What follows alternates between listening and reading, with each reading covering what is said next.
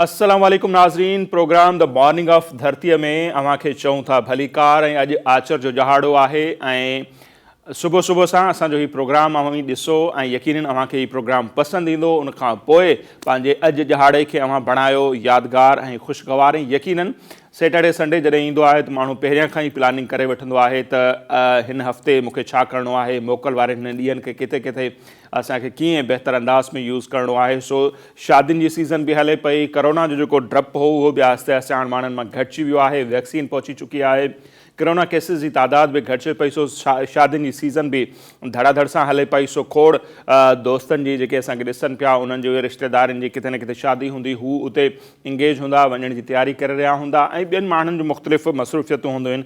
के शादी जी ख़रीदारी में मसरूफ़ हूंदा आहिनि। सो मुख़्तलिफ़ माण्हुनि जूं मुख़्तलिफ़ एक्टिविटीज़ थियनि थियूं। सो उन्हनि खे बि जारी रखो, असांजे प्रोग्राम खे बि ॾिसंदा रहो, अव्हां उनखे ॾिसो पिया, पसंदि कयो पिया, उन लाइ अव्हांजी तमामु घणी महिरबानी। सो प्रोग्राम जी शुरूआति कयूं था। अपोज़िशन जेको ऐलान कयो आहे सेनेट जी चूंड गॾियल तौर ते विढ़ण जे हवाले सां ऐं हिक ॿिए जे साम्हूं उम्मीदवार न आणण जे हवाले सां ॾिसणो इहो आहे त उन ते अमल केतिरो पियो थिए। मुख़्तलिफ़ पार्टियुनि सेनेट चूंड जे हवाले सां पंहिंजनि पंहिंजनि उम्मीदवारनि खां दरख़्वास्तूं घुराइण शुरू करे छॾियूं आहिनि ऐं इम्कान इहो ॾेखारियो पियो वञे पाकिस्तान पीपल्स पार्टी जेका आहे उहा इस्लामाबाद मां अॻूणे वज़ीर आज़म यूसुफ रज़ा कीलानी खे सेनेटर चूंडाइणु चाहे थी। उनमें केतिरो कामयाबु बने थी या छा, इहो ॾिसणो आहे। ऐं अव्हांखे सेनेट चूंड जे हवाले सां घणनि माण्हुनि खे इहो बि तजसुस आहे त उहा थियणु कॾहिं पई वञे। सो मार्च जी 12 तारीख़ ते अव्हांखे ॿुधाईंदा हलूं त सेनेट जा जेके आहिनि उहे 52 मेंबर जेके आहिनि उहे रिटायर थी रहिया आहिनि। उन्हनि 52 सीटुनि ते थींदी इलेक्शन। ऐं जेकॾहिं हिन वक़्तु जेका सेनेट जी सूरत हाल आहे जेकॾहिं उन ते नज़र दौड़ायूं त 104 जो जेको हीउ सेनेट जो ऐवान आहे उनमें अपोज़िशन जूं जेके हींअर पार्टियूं आहिनि, पाकिस्तान पीपल्स पार्टी ऐं नवाज़ लीग ऐं ॿियूं पार्टियूं, उन्हनि वटि 63 सेनेटर आहिनि ऐं हुकूमती इतिहाद जेको आहे PTI ऐं उन जा साथी उन्हनि वटि आहिनि 41 सीटूं।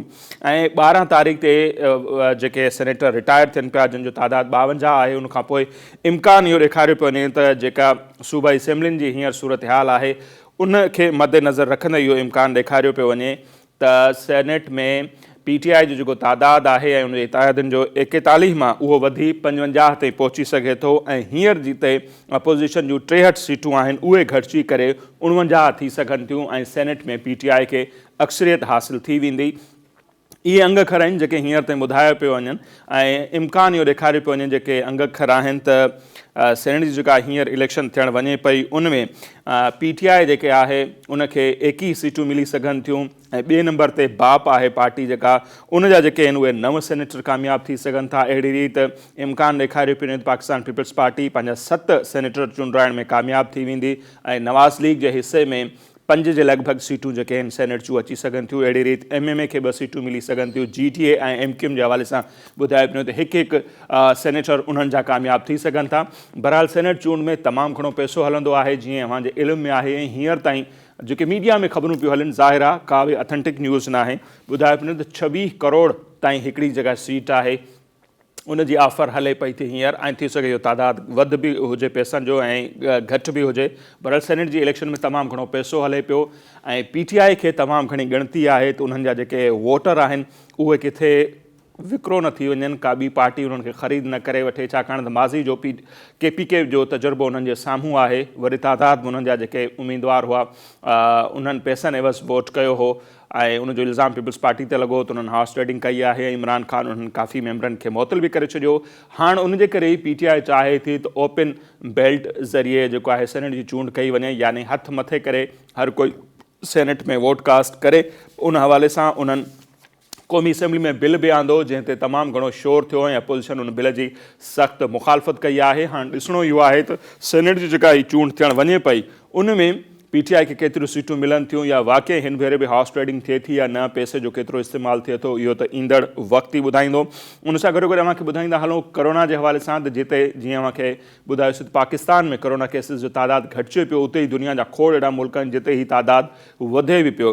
जीअं इंडोनेशिया जो मिसाल अव्हांजे साम्हूं आहे त इंडोनेशिया में केसिस तमामु तेज़ी सां वधी रहिया आहिनि ऐं उते हींअर ताईं फ़ौतगियुनि जो तादाद 80,000 ते वञी पहुतो आहे ऐं इंडोनेशिया जे क़ब्रिस्ताननि में हींअर ॿुधायो पियो त गुंजाइश घटिजी वई आहे, उते इहा सूरत हाल आहे। ईअं ई जेके ॿिया थधा मुल्क आहिनि उते तमामु घणी सूरत हाल ख़राबु आहे, केसिस वधनि पिया ऐं हींअर ताईं जेकॾहिं असीं ॾिसूं त दुनिया में तक़रीबन 22,94,000 खां वधीक जेके क़ीमती इंसानी जानियूं आहिनि कोरोना जे करे उहे ज़ाया थी चुका आहिनि, माण्हू फ़ौत थी चुका आहिनि। टोटल 10,54,00,000 माण्हू जेके आहिनि उहे हिन वबा जे नतीजे में मुतासिर बि थिया आहिनि।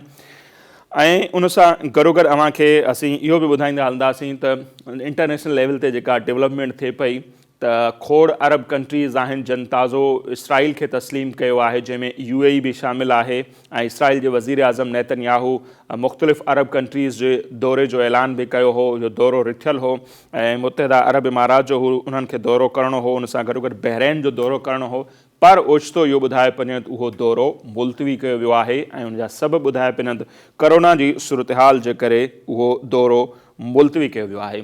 गॾोगॾु जेकॾहिं सर्दी जो ज़िक्र कयूं त अमरीका में 125 सालनि जो रिकॉर्ड टुटी चुको आहे, सर्दी जो रिकॉर्ड टुटी चुको आहे। उते तमामु घणी बर्फ़बारी पई आहे हिन भेरे। सो दुनिया जो इहे मुख़्तलिफ़ ख़बरूं हुयूं। अहिड़ी रीति शोबिज़ जे हवाले सां बि खोड़ नवां चेहरा जेके आहिनि उहे इंट्रोड्यूस थियनि पिया था। स्पोर्ट्स जे हवाले सां अव्हांखे ॿुधायूं पिया त टेस्ट सीरीज़ जेका आहे उहा पाकिस्तान ऐं ॾखण अफ्रीका जे टीमुनि विच में उहा हलंदड़ आहे। ॿी टेस्ट मैच आहे, उनखां पोइ T20 मैचिस बि थींदा ऐं उनखां पोइ सभिनी खे इंतज़ारु आहे, अव्हांखे बि हूंदो, असांखे बि आहे PSL 6 जो ऐं उन जा मैचिस बि जल्द शुरू थियण वारा आहिनि। सो उन हवाले सां बि अव्हांखे वक़्तनि फ़वक़्तनि अपडेट ॾियण जो सिलसिलो जारी रखंदासीं। हींअर प्रोग्राम में शामिलु कंदासीं कुझु टॉप स्टोरीज़ ऐं उनखां पोइ अॼु जेके असांजा महिमान आहिनि उन्हनि सां बि अव्हांजी कराईंदासीं मुलाक़ात ऐं यकीनन अव्हांखे अॼोके महिमाननि सां मिली करे तमामु घणो मज़ो ईंदो। सो छो न हिते शामिलु कयूं प्रोग्राम में अॼु टॉप स्टोरीज़।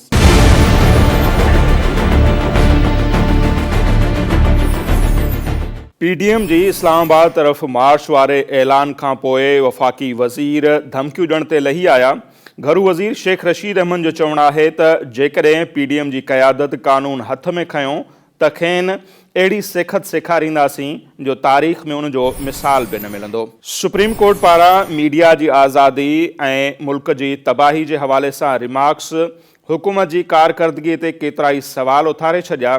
सुप्रीम कोर्ट वाज़े तौर ते चयो त मुनज़िम अंदाज़ सां मुल्क खे तबाह कयो पियो वञे, मीडिया आज़ादु नाहे ऐं हुकूमत मुख़ालिफ़ माण्हुनि खे गद्दार जॾहिं त हुकूमत जे हामियुनि खे मुहिब वतन करार ॾियण वारी रिवायत मुल्क जे लाइ बहितर नाहे। अॻूणे वज़ीर आज़म शाहिद खाकान अब्बासी जो चवणु आहे त हू समूरा पता वक़्त सिर इस्तेमालु कंदा ऐं खेनि यकीन आहे त जॾहिं अदम एतमाद जी रिथ पेश कंदा त केतिरनि ई मेंबरनि खे खंभे गुम कयो वेंदो। 12 मार्च ते रिटायर थींदड़ सेनेटरनि जूं सीटूं पुर करण जे हवाले सां मुख़्तलिफ़ पार्टियुनि उम्मीदवारनि खां दरख़्वास्तूं तलब करे वरितूं। मुख़्तलिफ़ अॻवाननि डुक डोड़ बि शुरू करे छॾी। इम्कान ॾेखारियो पियो वञे त इलेक्शन दौरान PTI 21, बाप 9, पीपल्स पार्टी 7 जॾहिं त नवाज़ लीग 5 सीटूं हासिल करण में कामयाब थींदी। जी नाज़रीन, अॼु टॉप स्टोरीज़ अव्हां ॾिठियूं ऐं हिते वक़्तु थियो आहे मुख़्तसिर ब्रेक जो ऐं ब्रेक खां पोइ अॼु जेका महिमान शख़्सियत असांखे जॉइन करे पई उहे सिंध जा नामियारा आर्टिस्ट आहिनि। ख़ासि तौर ते काशी जे हवाले सां उन्हनि जो ऐं उन्हनि जे ख़ानदान जे हवाले सां तमामु घणो कमु आहे ऐं उन्हनि जो ख़ानदान गुज़िरियल 400 सालनि खां हिन किरत सां सलाहियल आहे ऐं हीउ जेको नौजवान आहे पंहिंजे उन ख़ानदान जी 400 सालनि जी तारीख़ खे गॾु खणी हले पियो ऐं हिन उन कम में काफ़ी जिद्दत बि आंदी आहे। सो उहे आर्टिस्ट केरु आहिनि जंहिं ते खोड़ सारियूं डॉक्यूमेंट्रीज़ ऐं शॉर्ट मूवीज़ बि ठही चुकियूं आहिनि ऐं मुख़्तलिफ़ कंपनियुनि ऐं बैंक्स उन्हनि ते मुख़्तलिफ़ एडवर्टाइज़िंग जेके इश्तिहार वग़ैरह आहिनि उहे बि ठाहिया आहिनि। सो उन महिमान शख़्सियत सां अव्हांजी कराईंदासीं मुलाक़ात, पर मुख़्तसिर ब्रेक खां पोइ।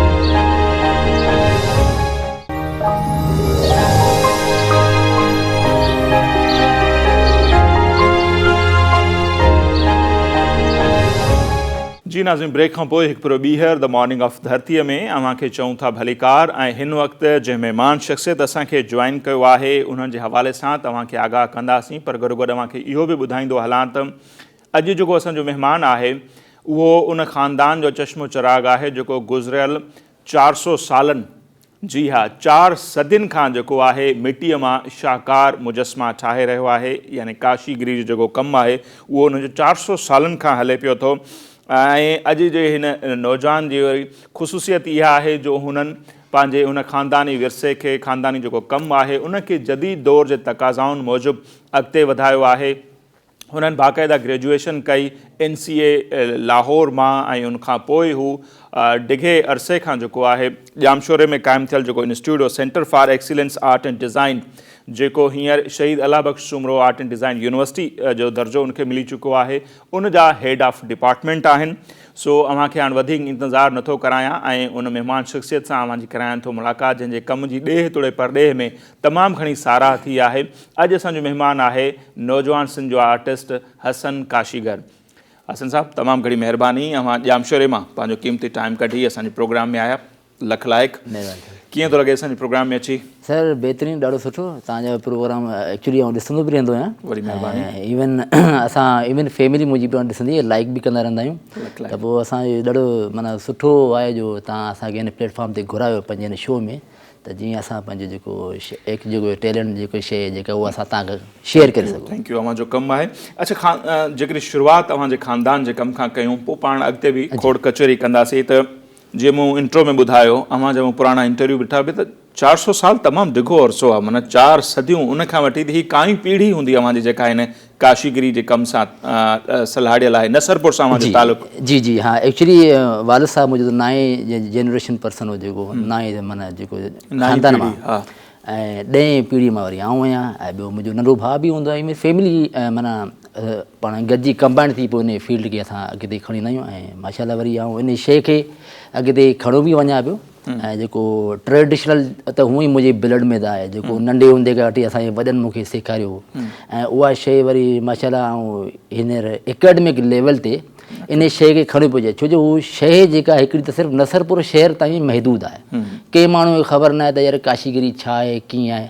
पोइ उन शइ खे जेको मूं वरी इहो हिकिड़ो यूनिवर्सिटी लेवल ते यानी शहीद अला बख्श सुमरो जेको तव्हां थोरो ज़िक्र कयो, Shaheed Allah Bakhsh Soomro university art design and heritages Jamshoro में, त उते सिरामिक्स डिपार्टमेंट, उते वरी ॿारनि खे इहे शयूं जेके बेसिक जेके असांजूं ट्रेडिशनल जेके सकाफ़ती जेके शयूं जेके असांजी बुनियादी, पोइ उहो हुनखे ऐं हिंट जे तौर ते असां यूज़ बि कंदा आहियूं। पोइ आहिस्ते आहिस्ते इहो जेको फ़न जेको असांजो जेको काशीगिरी वारो जेको कमु आहे, ऐं मिटी वारो जेको स्पेशली टाइल जो पोट्री जो जेको बि आहे, त पोइ उहो वरी वरी हिनखे कन्वर्ट करे एकेडमिक लेवल ते खणी, त जीअं उन मां ॿार जेको थोरो कंटेम्पररी, थोरो जदीद तरीक़े सां हिनखे खणी अचनि। सही।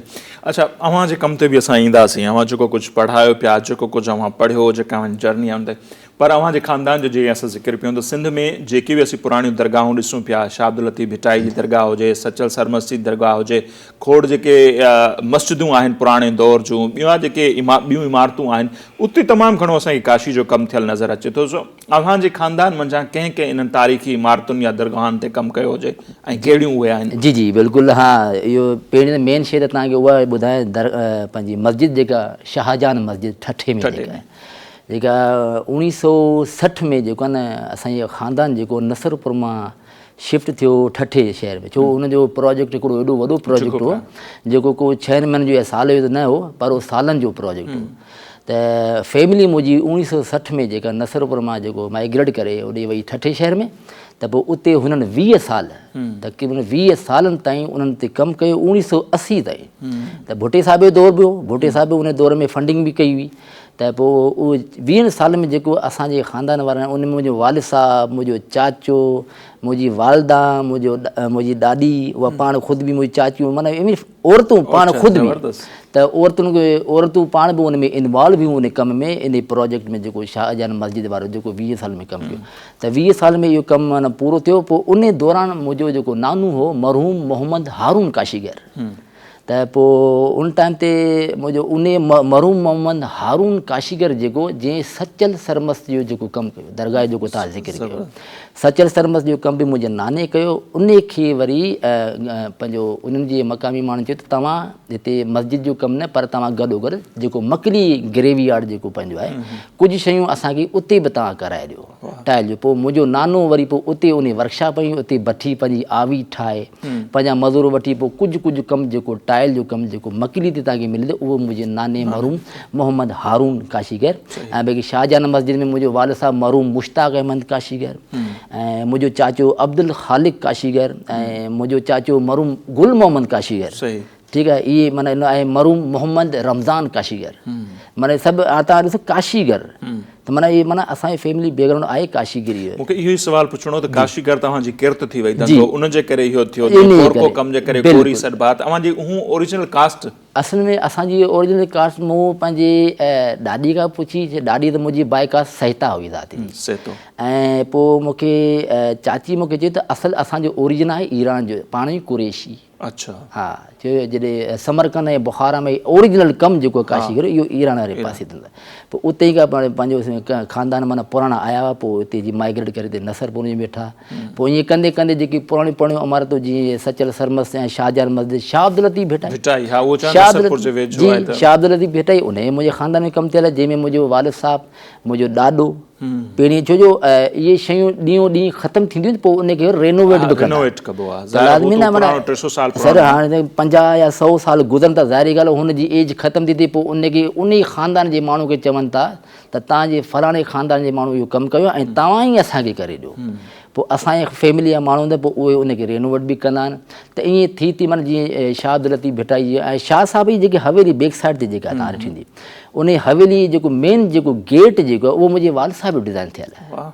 ऐं हिकिड़ी ॿी तव्हांखे एग्ज़ाम्पल ॾियां, कामारो शरीफ़ टंडुआ अलाए रखे थोरो अॻु बि आहे, 240 साल पुराणी हिकिड़ी मस्जिद हुई जंहिंजो रेनोवेशन जो कमु जेको मुंहिंजे वालिद साहिब खे चयो वियो। ऐं उन कम में एतिरी त नफ़ासत हुई जेकी ॿिनि कारीगरनि जेकनि ॿिनि कारीगरनि उन ते कमु कयो, हिकिड़ो सिंध जे काशीगरनि असांजे ख़ानदान वारनि ऐं प्लस मुल्तान जा कारीगर।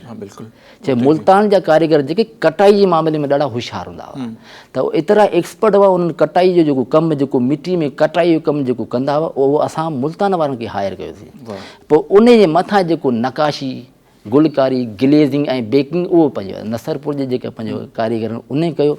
240 साल पुराणो कमु मुंहिंजे वालिद साहिब लाइ इहो हिकिड़ो वॾो एग्ज़ाम हो। हुन चयो माना हिन शइ खे ऐं कीअं थो रेनोवेट करे सघां, छो जो 240 साल पहिरीं कहिड़े कारीगर कहिड़े हिसाब सां कलर अप्लाई कयो हुजे, केतिरी बाहि ॾिनी हूंदी हुन में, केतिरा माना जेके बि डिज़ाइन कीअं हिननि एप्लीकेशन कलरनि जी जेका अप्लाई कई, पोइ उन ते हुन मुंहिंजे वालिद साहिबु, हालांकि मुंहिंजो वालिद साहिबु अनएजुकेटेड माण्हू, पर उनखे हिकिड़ी विरासत में शइ मिली मुंहिंजे ॾाॾे खां, मरूम मोहम्मद हसन जो मुंहिंजो नालो आहे, मुंहिंजे ॾाॾे जो नालो मुंहिंजे मथां आहे। त मुंहिंजे ॾाॾे तरफ़ां हुनखे हिकिड़ी शइ मिलली जेका हुन पंहिंजो एक्सपीरियंस ऐं स्किल जेको आहे उहो हुन ते अप्लाई कयो ऐं अलाह शुक्र 6 सालनि में मुंहिंजे वालिद साहिबु उहो कामारो शरीफ़ जो जेको कमु जेको उन पूरो कयो। ज़बरदस्त जी। अच्छा नाज़रीन, हसन काशीगर सां असांजूं ॻाल्हियूं बि हलनि पियूं ऐं यकीनन फेसबुक खां वठी अॼुकल्ह सोशल मीडिया जा मुख़्तलिफ़ टूल आहिनि, यूट्यूब आहे, उन ते मुख़्तलिफ़ वीडियोज़ आहिनि जो ॾिसी हिननि जे कम जो अंदाज़ो लॻाए सघो था। हीअं त असीं हुननि जे ख़ानदान जे हवाले सां जेका हीअ नंढड़ी हिकिड़ी रिपोर्ट आहे हिननि जे कम जे हवाले सां, उहा बि अव्हांखे ॾेखारियूं था, उहा ॾिसो ऐं जीअं अव्हांखे अंदाज़ो थिए त हसन काशीगर जो पंहिंजो जेको कमु आहे केॾो ज़बरदस्त आहे। मुख़्तलिफ़ जेके उन्हनि मुजस्मा आहिनि, शो पीस आहिनि, जेके Shaheed Allah Bakhsh Soomro art and design and heritage university जेको डिपार्टमेंट आहे जंहिंजा हेड आहिनि, उते जेको कुझु ई कमु थिए पियो उनजो मुख़्तसर वीडियो आहे, अव्हां ॾिसो, उन खां पोइ असांजी ॻाल्हि ॿोल जो सिलसिलो त हले पियो।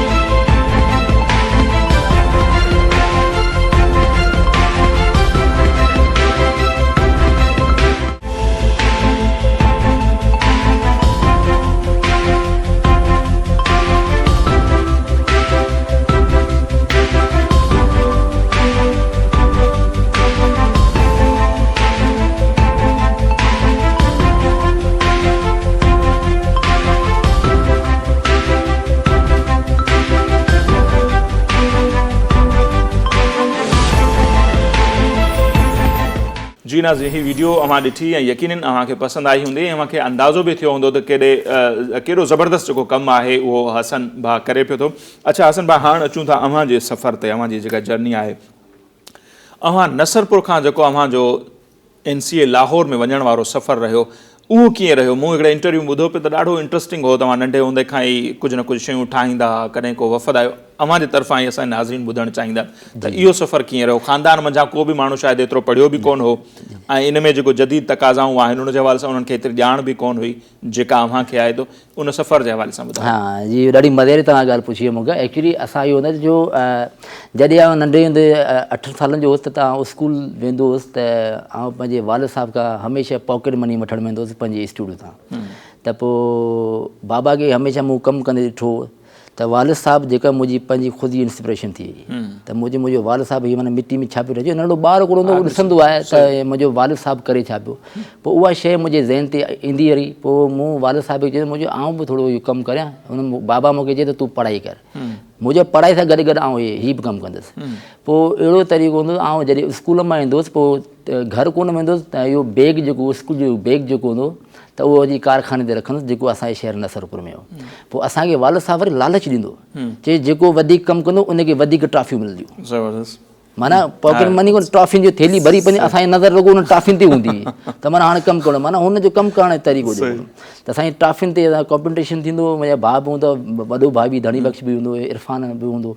त पोइ असां पिया मुक़ाबिलो कनि त पोइ ईअं करे करे माना उहा शइ जज़्बात जेकी उहा असांजे ज़हन में अची आहे। पोइ ईअं करे करे अलाए छो करे मूं पंहिंजी एजुकेशन जॾहिं इंटरमीडिएट पंहिंजी पूरी कई त पोइ कुझु दोस्तनि मुंहिंजे वालिद साहिब खे चयो त यार इहो छोकिरो तव्हांजो जेको हसन काशीगर जेको इहो माशाल्लाह तमामु होशियारु छोकिरो आहे ऐं ॾाढो एक्सपर्ट बि आहे, तव्हां हिनखे थोरो यूनिवर्सिटी लेवल ते खणी वञो। त वालिद साहिब जो रिटर्न में जवाबु इहो त हुन चयो बाबा असां ग़रीब माण्हू किथे था पुॼी सघूं इन शइ खे, पढ़ाई वढ़ाई किथां ॿार कमु कनि पिया पंहिंजो ऐं गुज़र सफ़र थिए पियो त हिनखे छा करियो। पोइ वालिद साहिबु सोचियो भई यार वाक़ई हिनखे हिकिड़ो छोकिरो बनाओ, हिनखे पंहिंजो यूनिवर्सिटी लेवल ते खणी वञो। पोइ यूनिवर्सिटी ऑफ सिंध में ऐं हुन टाइम ते हो DIG सऊद मिर्ज़ा साहिबु हैदराबाद जो। त ॿियो असांजो पाड़ेसिरी इहो शहीद साईं दरबार अली शाह साहिबु त उन पोइ उन वालिद साहिब खे ॾाढो माना चयो बि त हिन छोकिरे खे पाण पढ़ायूं था। पोइ मुंहिंजी एडमिशन थी उन टाइम ते आशिक़ आरबाणी साहिबु हो ऐं चेयरमैन हो पंहिंजो साईं मोहम्मद अली भट्टी साहिबु। त पोइ उन्हनि चयो त ठीकु आहे असां छोकिरे खे एडमिशन ॾियूं था। मूं एडमिशन ॾिनो 2 साल खनि मूं हुते जेको कुझु बि सिखियो। साईं माना साईं सईद मंगी साहिबु जेको हींअर मौजूदु आहे उन इंस्टीट्यूट जो आर्ट एंड डिज़ाइन जो चेयरमैन आहे, सईद मंगी साहिबु, साईं नेमत अला खिलजी साहिबु, मोहम्मद अली भट्टी साहिबु, पंहिंजो साईं आशिक़ आरबाणी साहिबु जेके इहे टीचर, उन्हनि जी निगरानी में कुझु मूं शयूं जेके सिखियूं ऐं उन्हनि पंहिंजो स्किल बि मूंखे ॾिनो। पोइ जॾहिं 2 साल मूं हुते स्टडी कई पोइ जेको कुझु मूं कमु सिखियो पोइ उहो मूं अप्लाई कयो पंहिंजे कारखाने में वञी नसरपुर में। मुंहिंजे जेको कुझु सिखियो आहे कुझु हिंट त भला करां, गुलकारी मां निकिरी का शइ कठायां। पोइ मूं कुझु पोर्ट्रेट ठाहिया जेके सिंध जा फेमस माण्हू जेके साईं हैदर बख़्श जतोई साहिबु, साईं GM सईद साहिबु जा। पोइ उहे शयूं मूं ठाहियूं हुन ते पेंट करे पोइ उहो मिटी हुन टाइल ते पोयां हणी पोइ भित में मूं चिंबड़ाए छॾियूं। त उन टाइम ते असांखे कोन हो त छा छा चिंबड़ायूं, दीवारूं त उहे कचियूं आहिनि उहे मूं लॻे। पोइ उते इतफ़ाक़ सां NCA national college of arts जो डेलीगेशन अची वियो लाहौर मां जेके हैदराबाद में हिकिड़ी कॉन्फ्रेंस अटेंड करणु आहे। उन में हुई पंहिंजी प्रिंसिपल मैडम साजिदा हैदर वंडल, उहा अञा रिटायर थी चुकी आहे हुते NCA मां, ऐं कुझु ॿिया बि प्रोफेसर्स बि हुआ उहे आया। पोइ ईंदे ईंदे नसरपुर में हिकिड़ी दरगाह ठहियल आहे पीर जुड़िल शाह जी दरगाह जेका मुंहिंजे ख़ानदान में अहमद काशीगर जेको सिंधी जी किताब में बि आहे उन असांजे ख़ानदान जे उन माण्हूअ जेको कमु कयो अहमद काशी 1329 हिजरी में उहो कमु थियल आहे जेको मतिलबु तक़रीबन 110-20 साल 27 साल एतिरा आई थिंक थी विया हिनखे। त इहो कमु पोइ उन्हनि इहो कमु ॾिठो। पोइ उते जे मक़ामी माण्हुनि खां हिननि पुछियो त यार हीअ काशी वारो कमु आहे इहो ज़ाहिरी ॻाल्हि हिते केरु ठाहींदो बि हूंदो। त पोइ हुननि चयो हा हिते साम्हूं हिकिड़ो कारखानो आहे। पोइ उते घुमंदे फिरंदे उहे असांजे उन कारखाने में आया। कारखाने में जीअं दाख़िल थिया त दीवार ते कुझु तस्वीरूं ठहियूं पियूं टाइल ते जेके हुन मूं ठाहियूं त हुनजी नज़र पई उन ते। त पोइ उन्हनि मुंहिंजे वालिद साहिब खे पुछियो त हीअ तस्वीरूं कीअं ठाहियूं आहिनि। वालिद साहिबु मुंहिंजे चयो मुंहिंजो छोकिरो आहे उहो पढ़े थो सिंध यूनिवर्सिटी में सिखे पियो अञा पढ़ाई बि करे त उन टाइम चई इन छोकिरे खे घुरायो। पोइ हुननि मूंखे फ़ोन करे सिंध यूनिवर्सिटी मां घुरायूं ऐं मूंखे स्पेशली मिलिया मैडम साजिदा हैदर वंडल। मूंखे चई तव्हांजी क्वालिफिकेशन छा आहे? मुंहिंजे हा सिंध यूनिवर्सिटी में करायां पोइ। त त उन मैडम मूंखे चई तव्हां लाहौर करे विया आहियो? मूं चयो लाहौर करे वियो न आहियां। NCA कॉलेज जो नालो ॿुधो आहे? मूं चयो न मैडम त ॿुधो ई न आहे। अच्छा ठीकु आहे, पोइ मूंखे चई तव्हांजो दिलि चवंदो न लाहौर वग़ैरह? मूं चयो ज़ाहिरी ॻाल्हि आहे, हाणे एजुकेशन कराए त इन चई आउं जे तव्हांखे एडमिशन ॾियां लाहौर में, NCA कॉलेज में एडमिशन ॾियां त पोइ तव्हां हलंदो मगर? मूं चयो मैडम इहा त ॾाढी सुठी ॻाल्हि आहे अगरि तव्हां कंदा त। उन ते मुंहिंजे वाल साहिब हुन चयो असां छोकिरो आहे वे जॉब आहे ऐं ॿियो असां फिनांशियली पुॼी बि कोन था सघूं। पोइ उन ते मैडम सोचियो त हिन छोकिरे खे आउं full scholarship free of cost में हिन छोकिरे खे आउं स्टडी पाण ख़ुदि थी करायांसि। त फ्री ऑफ कास्ट में हुन मूंखे स्टडी कराई 4 साल। ज़बरदस्त। हेसीं ताईं हुन प्रिंसिपल मूंखे इहो बि चयो त तव्हां टेस्ट बि न ॾियो, तव्हां इंटरव्यू बि न ॾियो, तव्हांखे ऑन द स्पॉट आउं एडमिशन जो माना लेटर थी ॾेई छॾियां। ज़बरदस्त। पर मूं हुनखे इहो रिटर्न में चयो मुंहिंजे मैडम अगरि तव्हां मूंखे टेस्ट ऐं इंटरव्यू ॾियण लाइ तव्हां मूंखे परमिशन ॾींदा त इहो मुंहिंजे लाइ वधीक बहितर आहे। उहो छो सुभाणे को इन शहर नसरपुर मां केरु माण्हू इंटरव्यू या टेस्ट ॾियण वञे त उनखे घटि में घटि आउं ॿुधाए था सघां त थींदो कीअं आहे। सही, वाह। त पोइ उन ते हुनखे ॾाढो सुठो हुन चयो एप्रिशिएट कई, चई बहितरीनु पॉइंट तव्हां ॿुधाई आहे। पोइ हुन मूंखे चयो तव्हां कराची वारनि खे हुनखे फ़ोन कयो, Indus valley school of art and architecture, उते असांजी टेस्ट थी। त टेस्ट वग़ैरह मूं ॾिनी। इंटरव्यू टाइम ते जॾहिं NCA जेको इंटरव्यू वठंदड़ जेके टीचर्स हुआ उन्हनि उथंदे मूंखां इहो पुछो त हसन साहिबु तव्हांजो एतिरो माशाल्लाह कमु सुठो आहे त पोइ तव्हां NCA में छाजे लाइ था वञो? ऑलरेडी तव्हांखे एॾो सुठो कमु कयो। अच्छा, पाण जेकॾहिं इन ते अञा अचूं, ब्रेक जो टाइम बि थिए पियो, ब्रेक वठूं वरी पोइ तफ़सीलन ॻाल्हायूं। सो हसन सां असांजी ॻाल्हि ॿोल हले पई नाज़रीन त उन्हनि जी लाहौर वारो जेको उन्हनि जो सफ़र आहे, जर्नी कीअं रही, सो कुझु उन्हनि ॿुधायो आहे, कुझु उन खां ॿुधंदासीं, ॿियूं ॻाल्हियूं बि थींदियूं। सो हिते वठूं था मुख़्तसर ब्रेक।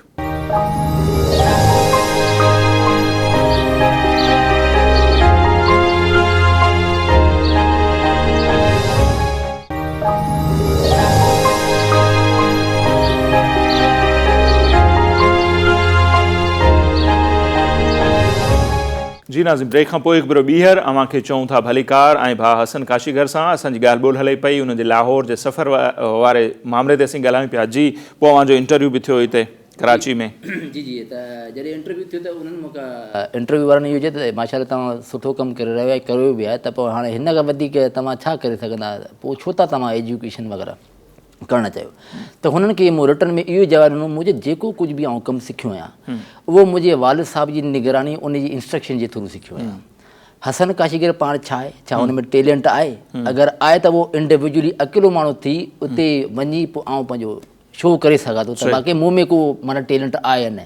छो जीअं असांजे वालिद साहिबु चयो बाबा हिन में हीअ कलर भरियो, हीअ डिज़ाइन ठाहियो, चए माइंड मुंहिंजे वालिद साहिब जो बि हलियो, हथ असांजो बि हलियो। ठीकु आहे। त हाणे उन ते जेको हुन इंटरव्यू मूंखे चयो त यार तव्हां ॾाढी मज़े वारी ॻाल्हि ॿुधी। उन खां पोइ वरी हिकिड़े ॿिए मूंखां सुवालु कयो त यार उते त इंग्लिश ॻाल्हाई थी वञे, पोइ उते तव्हां कीअं कम्यूनिकेट कंदा? त पोइ उनखे मूं रिटर्न में जवाबु ॾिनो त मुंहिंजे मिसाल जे तौर ते हिकिड़ो साल आउं तव्हांखे पंहिंजे शहर नसरपुर में स्टे करायां ऐं उते पूरी जेका इन्वायरमेंट जेको माहौल उहो सभु सिंधी कम्यूनिटी वारो आहे। तव्हां हिकिड़ो साल हुते रहंदा त हिकिड़े साल में तव्हां घटि में घटि कुझु त वर्ड सिखंदा सिंधी जा। हुन चयो बिल्कुलु सिखंदुसि। पोइ मुंहिंजो तव्हां लाहौर अचो वापसि, को सिंधी माण्हू तव्हांखे मिली वञे जॾहिं उहो कम्यूनिकेट करे पोइ तव्हां उन सिंधी लैंग्वेज सम्झंदा? चई बिल्कुलु सम्झंदासूं। मुंहिंजे अगरि जे मूंखे हुते माहौल मिले थो ऑटोमेटिकली उहा शइ बि सिखी वेंदुसि। जेको तव्हां इंग्लिश जी ॻाल्हि पिया कयो उहो बि ऑटोमेटिकली इन्वायरमेंट जे हिसाब सां माहौल जे हिसाब सां माण्हू सिखी वेंदो। त ईअं 2003 में जेको आहे मुंहिंजे माशाल्लाह एडमिशन थी त फस्ट ईयर पंहिंजो सेकेंड माना कंदा वियासीं।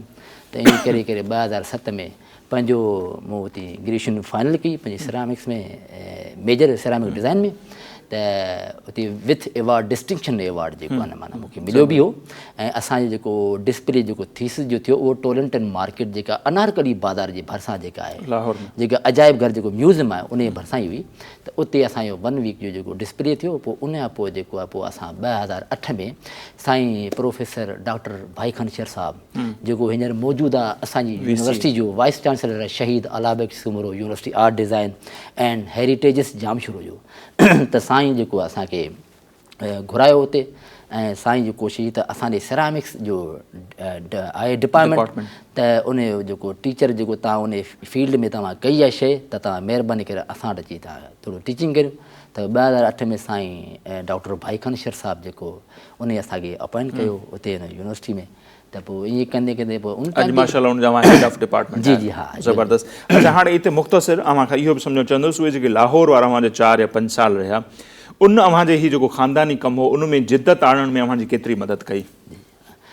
इन से उते जॾहिं आउं इंडिविजुअली अकेलो माण्हू हुउसि त मूं उते जॾहिं इन्वायरमेंट ॾिठी त हिकिड़ी शइ जेका मुंहिंजे ज़हन में गुलकारी वारी भरियल हुई उहा मुंहिंजे ज़हन मां निकिरी वई छो उहा त पोइ बैकग्राउंड में जेका मूं सिखी उहा त मूंखे ख़बर आहे पर जॾहिं मूं नयूं शयूं ॾिठियूं त उते जेका माहौल जेको उन सां मूं इलाही माना उहे शयूं गेन बि कयूं ऐं सिखियूं बि ऐं माशाल्लाह उते फैकल्टी ॾाढो असांखे माना हेल्प बि कई ऐं पढ़ायो ॾींहुं राति करे जेको बि उन खां थी सघियो उन करे पोइ उन खां पोइ जेको पोइ मूं पंहिंजे ट्रेडिशनल खे थोरो कंटेम्पररी वे में आउं खणीसि आफ्टर ग्रेजुएशन छो जो मूंखे इन शइ जो इल्मु न हो त मां हिन में थोरो जदीद थोरो मॉडर्न आउं टच ॾियां त उहो कीअं ॾेई सघां थो त पोइ उहो बि उन दौरान जेको मूं कयो पियो ऐं उन दौरान जेको आहे उन दौरान वरी तव्हांखे ॾाढी मज़े वारी ॻाल्हि जेको ॿुधायां त जॾहिं आउं पढ़ियुसि पे त उन दौरान मूंखे उन ई प्रिंसिपल जेको इंडिया बि मोकिलियो अच्छा ज़बरदस्त वर्कशॉप जे लाइ त हुन चयो त NCA मां त उन चयो त हिकिड़ो आहे सेरामिक्स जी वर्कशॉप करणी आहे त पोइ हुन मूंखे एज़ अ स्टूडेंट जे तौर ते आउं माना स्टूडेंट उते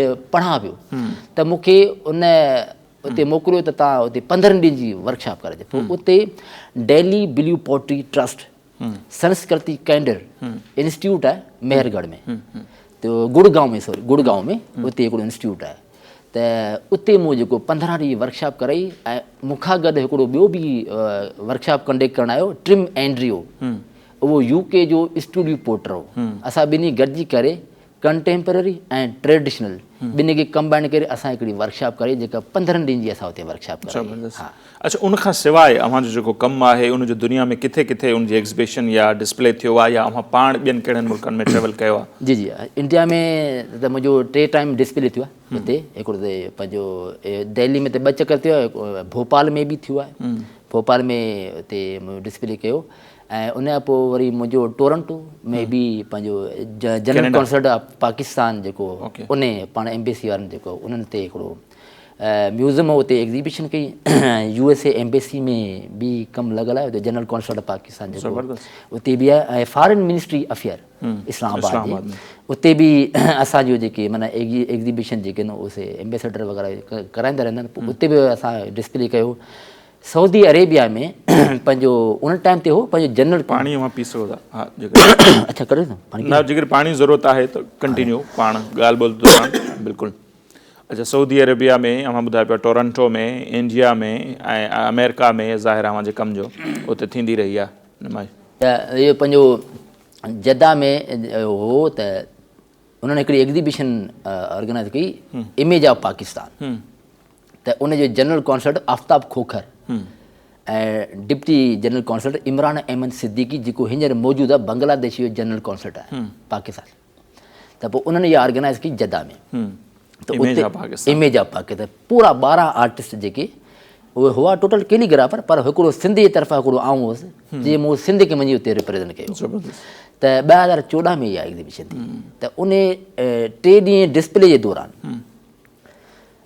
दौरान मूं लाइव डेमोस्ट्रेशन बि ॾिनो त उते जेका पब्लिक जेका उन ॾिठी बि इन्वायरमेंट ॾिठी बि माहौल ॾिठो पियो व्हील पियो हले शइ बि ठहे मिटीअ सां सॼो हुयो ऐं पोयां मुंहिंजो डिस्प्ले बि लॻो पियो हुजे ऐं कैमरा जो सॼो फोकस मुंहिंजे मथां हुजे त आख़िरी ॾींहुं जेको आहे उते वरी आई हुई प्रिंसेस आई हुई फादत बिन्त मसूद बिन्त अब्दुल अज़ीज़ किंग अब्दुल अज़ीज़ जी पोटी त उहा आई त पोइ उन जनरल कॉन्सर्ट खां ॻाल्हाए पई अची त हीउ जेको छोकिरो कमु करे पियो इहो छोकिरो 2 ॾींहं मूंखे खपे त उन ते हू परेशान हुनजी छा लाइ चए ते असांजो हिकिड़ो इंस्टीट्यूट आहे जेको सेरामिक्स जो आहे अच्छा सेरामिक्स जो इंस्टीट्यूट आहे ऐं उते सिर्फ़ु फीमेल्स आहिनि हिकिड़ो आहे किलन ऑपरेटर आहे जेको आहे मेल आहे उहो इंडिया जो त पोइ हुन चयो असां हिन खां वर्कशॉप था करणु चाहियूं ठीकु आहे अबा असांजी राश हूंदी हिते मक्का में माना जद्दा खां वठी पोइ मक्का ताईं असांखे खणी वेंदा पोइ उते असां जॾहिं इहो फ़ोन असांखे आफ्ताब खोखर साहिबु चयो त तव्हां हसन काशीगर जेको आहे इहो मदीना मुनव्वरा न वेंदो, बाक़ी जेके ॿिया जेके पंहिंजा आर्टिस्ट जेके आया आहिनि उहे गाॾी में चढ़नि ऐं मदीना मुनव्वरा हले। ऐं हिकिड़ो ॿियो बि हो मुल्तान जो छोकिरो, उहो बि 2 ॼणनि खे रोकियो। त उन ते असां परेशान थी विया, असां अलाह ख़ैर करे छा जे करे रोकियो अथऊं, छा थियो, अहिड़ो कुझु थी वियो आहे। त ठीकु आहे, पोइ उन जनरल कॉन्सर्ट जेको मूंखे फ़ोन करे चयो त सुभाणे यानी हू हमरा असांजे दोस्त जेके बि हुआ उहे सभु हलिया विया, असां पिया ॾिसूं हुनखे बाय बाय पिया करूं, टाटा पिया करूं, ठीकु आहे असां रहिजी वियासीं, असांजो यार असां मदीना मुनव्वरा वञूं असांखे होॾनि। त general concert of Pakistan Aftab Khokhar जेको उन चयो त तव्हांखे सुभाणे सुबुह जो 8 बजे हिकिड़ी गाॾी खणंदी, बिल्कुलु जदा तव्हांखे खणंदी उते डायरेक्ट। असां ठीकु आहे, उते गाॾी हिकिड़ी जी बीठी, उन में हिकिड़ो अरब ड्राइवर बीठो हुयो। हाणे अरबी त मूंखे बि न पई अचे, न को ॿिए दोस्त खे बि अचे। असीं ॿई हिकु ॿिए खे वियासीं, मुंहिंजो अलाह ख़ैर करे छा आहे, ठीकु आहे वियासीं। पोइ गाॾी में वियासीं, पोइ जदा पहुतासीं, पोइ हिकिड़े महल में हिकिड़ो वठी गेट वेट खोलियो सॼा, ॾाढी मज़े वारी इंट्रस्टिंग कहाणी। त असां घबराए वियासीं, मुंहिंजो अलाह ख़ैर करे। त ॿाहिरि गेट ते 2 माण्हू तलवार वारा बीठा हुजनि, मुंहिंजो अलाह ख़ैर करे यार हीउ छा थो थिए, मां परेशान थी वियुसि। ऐं दोस्त जेको मुल्तान वारो जेको हुजे उहो मुंहिंजे पोयां लिखी वियो, मूंखे जी आगे आप हो, मैं कहा नहीं आगे आप हो, मैं दोनों कट्ठे चलते अलाम मालिक जो भी होता है। त उन चए पोइ मुंहिंजे ठीकु आहे, त पोइ आहितल कुर्सी पढ़ी अलाह नालो खणी निकिता अॻियां, मुंहिंजे अलाह ख़ैर करे। अबा हुनखे तलवार हुन हेठि करे असांखे हिकिड़ी ट्रे में हिकिड़ो खजूरूं ऐं कावा उहो असांखे ॾिनो, दरवाज़ो खोलियूं, असां डप में लॻा पिया अलाह अलाह पिया करियूं। छा थींदो, जेॾी महिल दरवाज़ो खोलियो साम्हूं ॾिसां त उहो जनरल कॉन्सर्ट ऑफ पाकिस्तान वेठो हुजे। मुंहिंजो शुक्र हलंदो की उहो त आहे माण्हू वेठो आहे जेको पंहिंजो वास्ते वारो। मुंहिंजे साईं आफ्ताब साहिबु ॾियो ख़बर ख़ैर त आहे, छा थियो, ओचितो ओचितो भला असां ग़रीबनि खे घुराए वरिता हुआ, ख़ैर आहे छा थियो, की उहो प्रिंसेस आई हुई तव्हांजे डिस्प्ले ते, मुंहिंजे सर आई त हुई, जे उन स्पेशली तव्हां 2 ॼणनि खे इन्विटेशन ॾिनो आहे। मुंहिंजे सर छा जो चए थी, उहा चए थी वर्कशॉप करायो। मुंहिंजे अच्छा ठीकु आहे, पोइ असांखे मिली थोरो साथ, पोइ उन पंहिंजी इंस्टीट्यूट वठी जदा में, उते 2 ॾींहं असां वर्कशॉप ॾिनी। वर्कशॉप ॾिनीसीं, वर्कशॉप ॾेई पोइ उन पोइ जेॾी महिल असां वञण वारा त पोइ प्रिंसेस पाण ख़ुदि आई हुई। पोइ हुनजे इदारे वारनि चयो त प्रिंसेस कॾहिं ईंदी न आहे, पर शायदि हींअर आई आहे। पोइ उन प्रिंसेस मूंखे इहो चयो त तव्हां यकीन कंदो जेको तव्हां कमु करायो आहे 2 ॾींहंनि में, इहो असांजी फैकल्टी 2 महीननि में कमु कराईंदी आहे। त मूंखे चई त आउं ॾाढो मुतासिर थी आहियां तव्हांजे हिन स्पीड वारे कम सां, ऐं इवन तव्हां मुंहिंजी फैकल्टी वारनि खे बि तव्हां थोरो डेमो वग़ैरह बि ॾिनो आहे, तव्हां हुनखे सम्झायो बि आहे, त इहा ॾाढी ख़ुशी ॻाल्हि आहे। पोइ हुन असांखे थोरी दावत बि कई ऐं एन्युलप बि असांखे ॾिनो, सर्टिफिकेट्स बि ॾिनो। त पोइ असां खणी पोइ जनरल कॉन्सर्ट पाकिस्तान ॾे हलिया वियासीं एम्बेसी में, उते हुन गाॾी मोकिली, असांखे सिधो ॾींहुं मुंहिंजे आफ्ताब साहिबु असांखे हीअ शयूं मिलियूं आहिनि, चई हिनखे खोल छा आहे, त हुन में 6000 रियाल पिया हुजनि, ऐं प्लस में उन सर्टिफिकेट 2 पिया हुजनि, हिकिड़ो वर्कशॉप जो ऐं ॿियो उस्ताद जो। त मुंहिंजे सर हीअ त अलाए छा असांखे ॾेई छॾियो, चई इहो तव्हांजो रिवार्ड आहे। पोइ मुंहिंजे साईं तव्हांजी वॾी महिरबानी, मुंहिंजे साईं हाणे असांजी संगत सॼी हली वई मदीना मुनव्वरा, हाणे असीं केॾां वञूं। हुन पंहिंजे ड्राइवर खे घुरायो, चई मुंहिंजी गाॾी खण, हिनखे मदीना मुनव्वरा खणी। हाणे जेकॾहिं अव्हां जे कम ते अचूं, जेको सीएड में अव्हां या हाणे जेका यूनिवर्सिटी थी विया आहे उनजो जेको अव्हांजो डिपार्टमेंट आहे, उन में छा छा अव्हां स्टूडेंट्स खे सेखारियो पिया, ऐं गॾो गॾु इहो बि सम्झणु चाहींदुसि अॼु जेके नौजवान जिन जो ख़्यालु आहे त डॉक्टर थियूं, इंजीनियर थियूं, आर्टिस्ट थियण में उन्हनि जी केतिरी दिलचस्पी आहे, मार्केट में जो केतिरो स्कोप आहे। हींअर जेको हाणे जेको असां छो जो हाणे माशाल्लाह असांजो जेको प्रोफेसर डॉक्टर भाईकन शर साहिबु जेको मौजूदु आहे असांजी यूनिवर्सिटी जो वाइस चांसलर आहे, त साईं माशाल्लाह इन सिरामिक्स डिपार्टमेंट खे स्पेशली वधीक अपग्रेड कनि पिया। त जीअं जेके माना नवां ॿार अचनि ऐं उनखे हर शइ जी माना इक्विपमेंट्स वग़ैरह हुजे त हुनखे हर शइ जी फैसिलिटी उते मिले। त असां इहो त माना ट्रेडिशनल त असां टच त ॾिनो आहे, ऐं गॾु गॾु असां हुनखे कंटेम्परेरी बि खणी अचूं। ॿारनि जो इंट्रस्ट जेको न ॿार जो इंट्रस्ट तॾहिं प्रोड्यूस थींदो आहे जॾहिं उहो उन कम में हथु विझे। जीअं हुन में कम में हथु विझंदो आहे त पोइ हुनजो इंट्रस्ट पैदा थींदो आहे।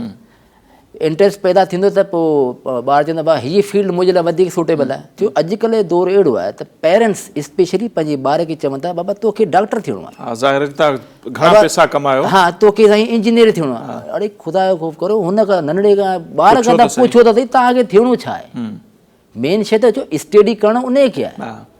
तव्हां त जस्ट गाइडर थी विया न, तव्हां त हुनखे गाइड तव्हां सपोर्ट पिया करो हुनखे, पर पढ़णो त वरी हुनखे न स्टूडेंट खे। त इहो आहे त आउं स्पेशली माना हुनजे पेरेंट्स लाइ हिकिड़ो इहो मैसेज लाज़मी ॾींदुसि त तव्हां पंहिंजे ॿार खे पुछो थो करण पंहिंजे हिसाब सां छॾियो त हुन में हू कहिड़ी फील्ड में वञणु चाहे थो। छो अच्छा टाइम सां घटि मुख़्तसर आउं पुछंदुसि त केतिरा अव्हांजे डिपार्टमेंट में केतिरा स्टूडेंट हूंदा, उन्हनि में छोकिरियूं केतिरियूं, छोकिरा न्याणियूं? जी जी, असां ओवरऑल जेके असांजे डिपार्टमेंट ऐं उहो आर्किटेक्चर बि आहे, फाइन आर्ट्स बि आहे, कम्युनिकेशन डिज़ाइन बि आहे, टेक्सटाइल डिज़ाइन बि आहे, सेरामिक्स त असां हींअर शुरू करे छॾियो आहे, इनशाला इन फ्यूचर अलाह मालिक इनशाला शुरू कंदासीं। त स्ट्रेंथ जेका असांखे माना तक़रीबन 650 खां 700 जे क़रीब जेके स्टूडेंट आहिनि। हाणे हींअर रिसेंटली असांजी वरी न्यू बैच आई आहे त हुनजी स्ट्रेंथ तक़रीबन 100 खां अबो आहे, माना तक़रीबन 137 लम्स में एतिरो या 125 जेको एतिरी आहे। फीमेल जो वधीक रुझान जेको आहे, फीमेल जी स्ट्रेंथ जाम हूंदी आहे बिल्कुलु, छो जो अॼुकल्ह फैशन जो माण्हू इलाही थी वियो त टेक्सटाइल में बि फीमेल जो जाम थो रेशो थियो वञे, आर्किटेक्चर में त ज़ाहिरी ॻाल्हि आहे त बॉइस वग़ैरह जेके न उहे त वधीक इंट्रस्ट, फाइन आर्ट्स में बि तमामु मेल ऐं फीमेल जो रेशो इक्वली हूंदो आहे तक़रीबन, कम्युनिकेशन में तक़रीबन ईअं। त माना स्ट्रेंथ जेका न मुंहिंजे हिसाब में फीमेल जी थोरी आहे वधीक। अच्छा हाणे सोली सिंधी में जेकॾहिं असांजे नाज़रीन खे ॿुधायो त अव्हांजो जेको डिपार्टमेंट हुते छा था, जीअं अव्हांजी एक्सपर्टीज़ जे शुरू में कंहिं इंटरव्यू ॿुधाई थी जालियूं थींदियूं आहिनि दरियूं, उन में हुई, सो अव्हां उते पंहिंजे शागिर्दनि खे छा छा पिया सेखारियो? असां त जॾहिं बि आया आहियूं खोड़ शयूं असांखे नज़र ईंदियूं, टेक्निकल नालनि जी तव्हांखे ख़बर अथई छा आहे, फ्रेम हूंदा आहिनि, मुजस्मा हूंदा आहिनि, इहे जारियूं हूंदियूं आहिनि ऐं शो पीस हूंदा आहिनि। जी जी जी, अच्छा असां जेको न सिरामिक्स, छो जो हिकिड़ी माण्हू जे ज़हन में हिकिड़ी शइ न त सिरामिक्स जो मतिलबु आहे माना मटका ठाहिण वारो। हा हा बिल्कुलु, छो जो अॼु बि इहो माण्हू जे ज़हन में आहे त माना कुंभर जो कमु आहे, पर इहो न आहे। कुंभर जो पंहिंजो अलॻि सिस्टम हूंदो आहे, असां शयुनि खे डिज़ाइन कंदा आहियूं, असां डिज़ाइन करे उन मां पॉटरी, उनखे थोरो कंटेम्पररी टच ॾींदा त डेकोरेशन पीसिस जेके हूंदा आहिनि असां माना जेके अनफंक्शनली जेके pieces just for the decoration जे लाइ असां यूज़ कंदा आहियूं, उहे कुझु फंक्शनल शयूं बि ठाहींदा आहियूं, पब्लिक जी नीड जे हिसाब सां जेका रिक्वायर्ड हूंदी आहे त पब्लिक खे छा रिक्वायर्ड आहे, जीअं टी सेट थी वियो, डिनर सेट थी वियो, त जीअं माण्हू किचन वियर में हुनखे यूज़ करे सघे, ठीकु आहे। ईअं जीअं बिल्डिंग जे साम्हूं जेको फ्रंट जेको एलिवेशन हूंदो आहे, एक्सटीरियर ऐं इंटीरियर फ्लोरल पैटर्न टाइल्स जेके पाण काशीगरी बि चऊं था, उहे थी सघो इम्बोस फार्म में कुझु शयूं जेके उभरियल टाइल हूंदियूं जेके कार्विंग में हूंदियूं आहिनि, उहे बि असां कराईंदा आहिनि। वॉल म्यूरल्स जेके निशिस में स्पेशली जेके विंडोज़ में माण्हू लॻाईंदा आहिनि, स्क्रीन टाइल जेके पाण लोकल सिंधी में चऊं था ॼारी वेंटिलेशन हवा जीअं माना क्रॉसिंग करे, इहे पंहिंजो कमु। इस्लामिक कैलीग्राफी क़ुरानी आहे तूं अहिड़ियूं शयूं जेके इहे बि असां टाइल ते पेंटिंग में ऐं कार्विंग फार्म में।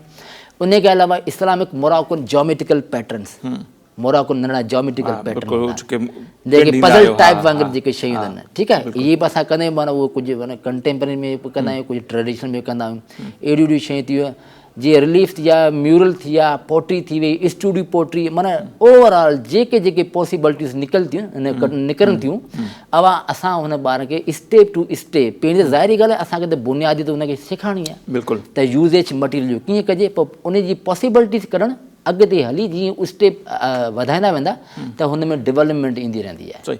अच्छा अव्हांखे हिन इदारे में जिते कमु कयो त मुलाज़िम आहे, ॿाहिरियां बि अव्हांखे ऑर्डर मिलनि था, कंहिं घर को माण्हू हुजे जंहिंखे शौक़ु हुजे त मुंहिंजे घर में ही शो पीस हुजणु खपनि, ऑर्डर ते ठाराए, या गेट आहे उन जेको टाइल आहे, अहिड़ा ऑर्डर बि अव्हांखे मिलंदा हूंदा? जी बिल्कुलु। इहो हिकिड़ो माण्हुनि जो ज़हन ठहियल आहे, इहो ॾाढो कॉस्टली हूंदो आहे, हुनजी तमामु घणा पैसा लॻंदा आहिनि, ईअं आहे? बिल्कुलु आहे, बिल्कुलु आहे, बिल्कुलु आहे। एक्चुअली मसइलो इहो त माण्हुनि जे ज़हन में इहो त माना इलाही कॉस्टली छा जे करे, छो जो लेबर थो असांजो इंक्रीज़, त हिकिड़ो माण्हू न सुठो आहे। हिकिड़ी त माना अजीज़ मिसाल थो ॾियां तव्हांखे, सिंधी जी अजरक ठपनि वारो ठाहे थो त उनजी प्राइस पंहिंजी आहे, प्रिंटेड तव्हां अजरक वठंदा तव्हांखे उहा सस्ती पवंदी, छो जो उहो मैस प्रोडक्शन क्विक बि करे, उन में लेबर जो कोई सिस्टम न आहे, मशीन इंडस्ट्री रेवोल्यूशन वारो सिस्टम अची वियो, हथ वारे कम उते मार बि ॾिनी वञे ऐं मशीनरी जो कमु जेको आहे न उहो अची वियो। हाणे शबी टाइल ॾिसो, शबी टाइल उहो ई हाला वारो नसरपुर वारो पैटर्न टाइल ते प्रिंट करे ॾे पोइ सस्ती बि ॾे, छो जो उन में कोई डिज़ाइन वारे जो कमु ई न आहे, बसि स्क्रीन प्रिंटिंग वाइप करे थी, छपे थी ऐं टाइल पचे थी, उन करे उहो सस्ती थी पइजी वञे।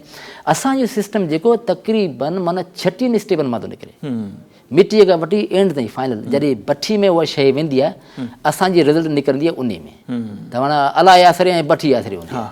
त उन मां जेका रिज़ल्ट निकिरनि जेका असांखे डिलीवर करे माना क्लाइंट खे कॾहिं ईअं बि थींदो आहे तो ख़राबु थींदो सर, ख़राबु थींदो, बिल्कुलु ख़राबु थींदो। असांजे वुड जो नुक़सानु थींदो न माना आली काठी जे करे बि थिए थो। हाणे इन भठी खे ॿारण जी बि काठी अलॻि हूंदी आहे। जीअं ॿॿरी जी काठी सुकल हुजे त उन जी बाहि पंहिंजी आहे, अगरि तव्हां ख़बर विधो त उन में रुॻो धुआं पिया निकिरंदा। अॼुकल्ह बिजली वारियूं बि त अची वियूं आहिनि जंहिंजो ॿाहिरियां मीटर जी जी जी हा, असांजे पाण यूनिवर्सिटी में आहे। असांजे पंहिंजो फर्नेस गैस फर्नेस जेका भठी गैस वारी सिस्टम बि असांजा अची उहे असां अपग्रेड करे। इलेक्ट्रिकल में वरी इहो आहे त तव्हां उन में जस्ट डिजिट तव्हां टाइप करे था वञो ऐं तव्हां घर था हलिया वञो, ऑटोमेटिकली पाणे बंदि थी वेंदी। पर गैस वारी फर्नेस लाइ ऐं वुड वारी फर्नेस लाइ तव्हांखे बीहणो थो पए। ख़ुदा न ख़ास्ता को लीकेज या कोई अहिड़ी का शइ हूंदी आहे त डैमेज बि थी सघे थो, नुक़सान बि थी सघे थो, त उहे अहिड़ी ज़िमेदारी वग़ैरह। इन जी जेका ख़ासि मिटी आहे काशी जे कम जे हवाले सां, उहा बि तव्हां सिंध जी मिटी आहे कहिड़े इलाइक़े जी आहे? असांजी स्पेशली जेका मिटी जेका उहा आहे नसरपुर जी। नसरपुर में दरिया वेंदो आहे, कंहिं दौर में तिजारत बि थींदी, जेको मिस्र बि काटन जो कपिड़ो वेंदो हो ऐं असांजो शहर नसरपुर में दरिया जे किनारे ते आबाद आहे। त उहा मिटी नसरपुर जेका स्पेशली उहा असांजे काशीअ जे कम लाइ बेस्ट आहे। छो जो मूं जामशोरी जी मिटी बि इस्तेमालु कई पंहिंजी इन ई कम में, पर उन में उन जी उहा स्ट्रेंथ कान्हे हुई जेका नसरपुर जी मिटीअ में आहे। छो जो उन में वारी घटि आहे। सही, अगरि मिटी में वारी वधीक थी थिए न त पोइ उहा पंहिंजो ग्लेज़ जेका शाइनिंग जेका बि शइ उहा सॼो चिपॉप थी करे छॾे। उहा टेराकोटा जे हिसाब सां भली आहे, बाक़ी नसरपुर जी वधीक बेस्ट। बाक़ी ये थरपारकर में चाइना किले बि निकिरे, उहा वारी प्राइम सेकेंडरी किले जेका आहे उन में असांखे कमु थी ॾे। सही, तमामु घणी महिरबानी हसन भाउ, अवां असांजे प्रोग्राम में आया। अच्छा, अव्हां जी जेको ख़ानदान हूंदा, अव्हां जा घणा ॿारड़ा आहिनि इहो पुछणु चाहियूं? हिकिड़ो ज़ाती सवाल, उन्हनि में इहो चाह आहे? जी जी बिल्कुलु बिल्कुलु हा। मुंहिंजी माना 11वीं पीढ़ी अव्हां जी आहे त 12वीं इंशाअल्लाह उहा कंटिन्यू कंदी अव्हां जे भाइरनि जी औलाद में? जी जी हा। न मुंहिंजो नंढो जेको आहे न उहो हमेशह जॾहिं यूट्यूब ते वीडियोज़ जो नालो छा आहे? ऐसन। ऐसन, उनजी एज उमिरि केतिरी? उनजी तक़रीबन 6 साल आहे। माशाअल्लाह। त उहो जॾहिं बि वीडियो ते माना यूट्यूब ते का शइ ॾिसां चवंदो बाबा जो कमु। त माना उन में पोइ जॾहिं आउं यूनिवर्सिटी उनखे वठी वेंदो पाण सां गॾु त पोइ उहो मूंखे हमेशह चवंदो आहे त नाल छा बाबा आउं बि करियां थो। त उहो मिटी में बि खेॾींदो आहे। ऐं इवन मुंहिंजी नंढड़ी बि आहे शर्फुनिसा माशाअल्लाह, जेका उहा मुंहिंजी जेका घरवारी उन पंहिंजी वालदा जो नालो रखियो अथसि। त उहा बि वधीक इंट्रस्ट। पोइ आउं छॾे ॾींदो आहियां। माना अलाह ताला हर हिकु इंसान में को न को टैलेंट रखियो आहे, बिल्कुलु, त उहो उन शइ खे छिके थो। ऐं लाज़मी इहो कोन थो चए त आउं पंहिंजी औलाद खे उहा शइ ॾियां, न, पर जेको पाण थियणु चाहे थो माण्हू उहो ई करे। इहा आज़ादी जे हा। तमामु घणी महिरबानी, अव्हां टाइम कढी आया ऐं मुख़्तसर वक़्त में जेतिरो थी सघे। आख़िर में मैसेज त हिकिड़ो अव्हां ॾिनो, वरी बि जेकॾहिं कुझु नौजवाननि खे या हिन फील्ड ॾांहुं अचणु जेके चाहींदा हुजनि उन्हनि खे या उन्हनि जे वालिदेन खे कुझु चवणु चाहियो? जी जी हा बिल्कुलु हा। अच्छा, पेरेंट्स खे आउं इहो चवणु चाहींदुसि, तव्हां कॾहिं बि पंहिंजे ॿारनि खे बाउंड न करियो।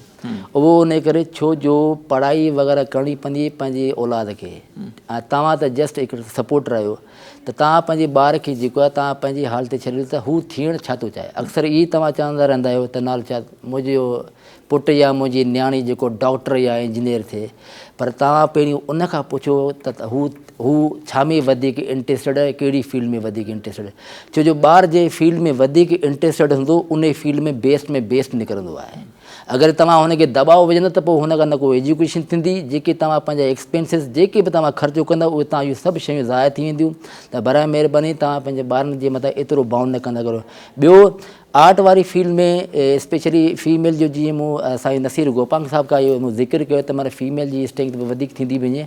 छो जो नंढड़ियूं जेके आहिनि उहे बाद में वरी एजुकेशन पूरी था कनि त पोइ शादी जा सिस्टम था थी वञनि त पोइ पंहिंजनि कम में लॻियो था वञनि। त अहिड़ियूं जेके शयूं जेके आहिनि उहे तव्हां पंहिंजो ॿारनि खे करायो। ऐं इवन आर्ट वारी ऐं डिज़ाइन जी जेका फील्ड जेका उहा असांजी जेका वसी फील्ड आहे, इन फील्ड में जे स्टूडेंट या को बि एडमिशन वठे थो या जेको कमु करे थो त पोइ उहो इहो न सोचे त सुभाणे मूंखे का नौकिरी मिलंदी या न मिलंदी। अगरि तव्हां में को टैलेंट आहे, तव्हां में स्किल्स आहिनि, तव्हां पंहिंजो ख़ुदि ई मार्केटिंग पाण ई अॻिते प्रोड्यूस करे सघो था। तव्हां ख़ुदि ई मार्केट आहियो, तव्हां ख़ुदि ई जॉब आहियो। तव्हां पंहिंजे कम खे अॻिते वञी पाण प्रोमोट करियो। जेॾी महिल पब्लिक व्यूज़ तव्हांजे कम खे ॾींदी त उन खां पोइ तव्हांजी पब्लिसिटी थियणु शुरू थींदी आहे। पब्लिसिटी शुरू थी वेंदी, तव्हां खुटाए कोन सघंदा पंहिंजे कम खे, चवंदा मूंखे टाइम ई कोन कहिड़ा कहिड़ा कमु करिया। त पोइ इहे शयूं जेके तव्हां इहो फोकस न करियो त मूंखे नौकिरी करणी आहे या छा करणी आहे, जेको कोन आहे। मेन शइ इहो आहे तव्हां पाण ख़ुदि ई माना हिकिड़ी माना जॉब करियो था जेका पंहिंजी फील्ड अथव उन में, ऐं उन में तव्हां वधीक सुठो निकिरंदा त पोइ तव्हां सक्सेस आहियो। जे तव्हां उन शइ खे तव्हां छॾींदा पोइ तव्हां बिल्कुलु ख़तमु थींदा। सही, तमामु घणी महिरबानी हसन भाउ, अवां असांखे टाइम ॾिनो।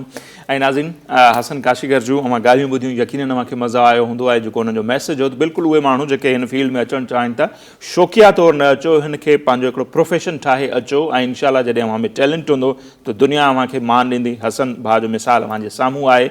सो हिते अव्हां खां असां वठंदासीं मुख़्तसिर ब्रेक वठंदासीं। ब्रेक खां पोइ मुख़्तलिफ़ जेके सेगमेंट आहिनि उहे बि प्रोग्राम में शामिलु कंदासीं, पर वठूं था मुख़्तसिर ब्रेक।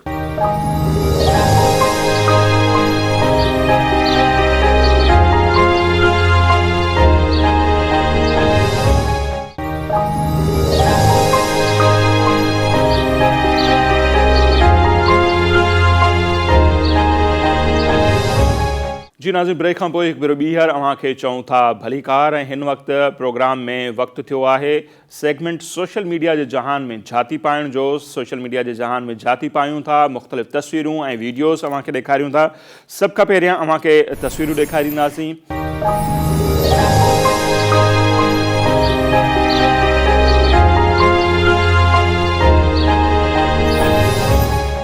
ही जेका पहिरीं तस्वीर अव्हांखे टेलीविज़न स्क्रीन ते नज़र अचे पई, ही इंतहाई नंढड़े क़द जो बाहिमत नौजवान आहे। KPK सां हिन जो तालुक़ु आहे ऐं हिन नौजवान जी कामयाबी इहा आहे, मोहम्मद मालिक हिन जो नालो आहे।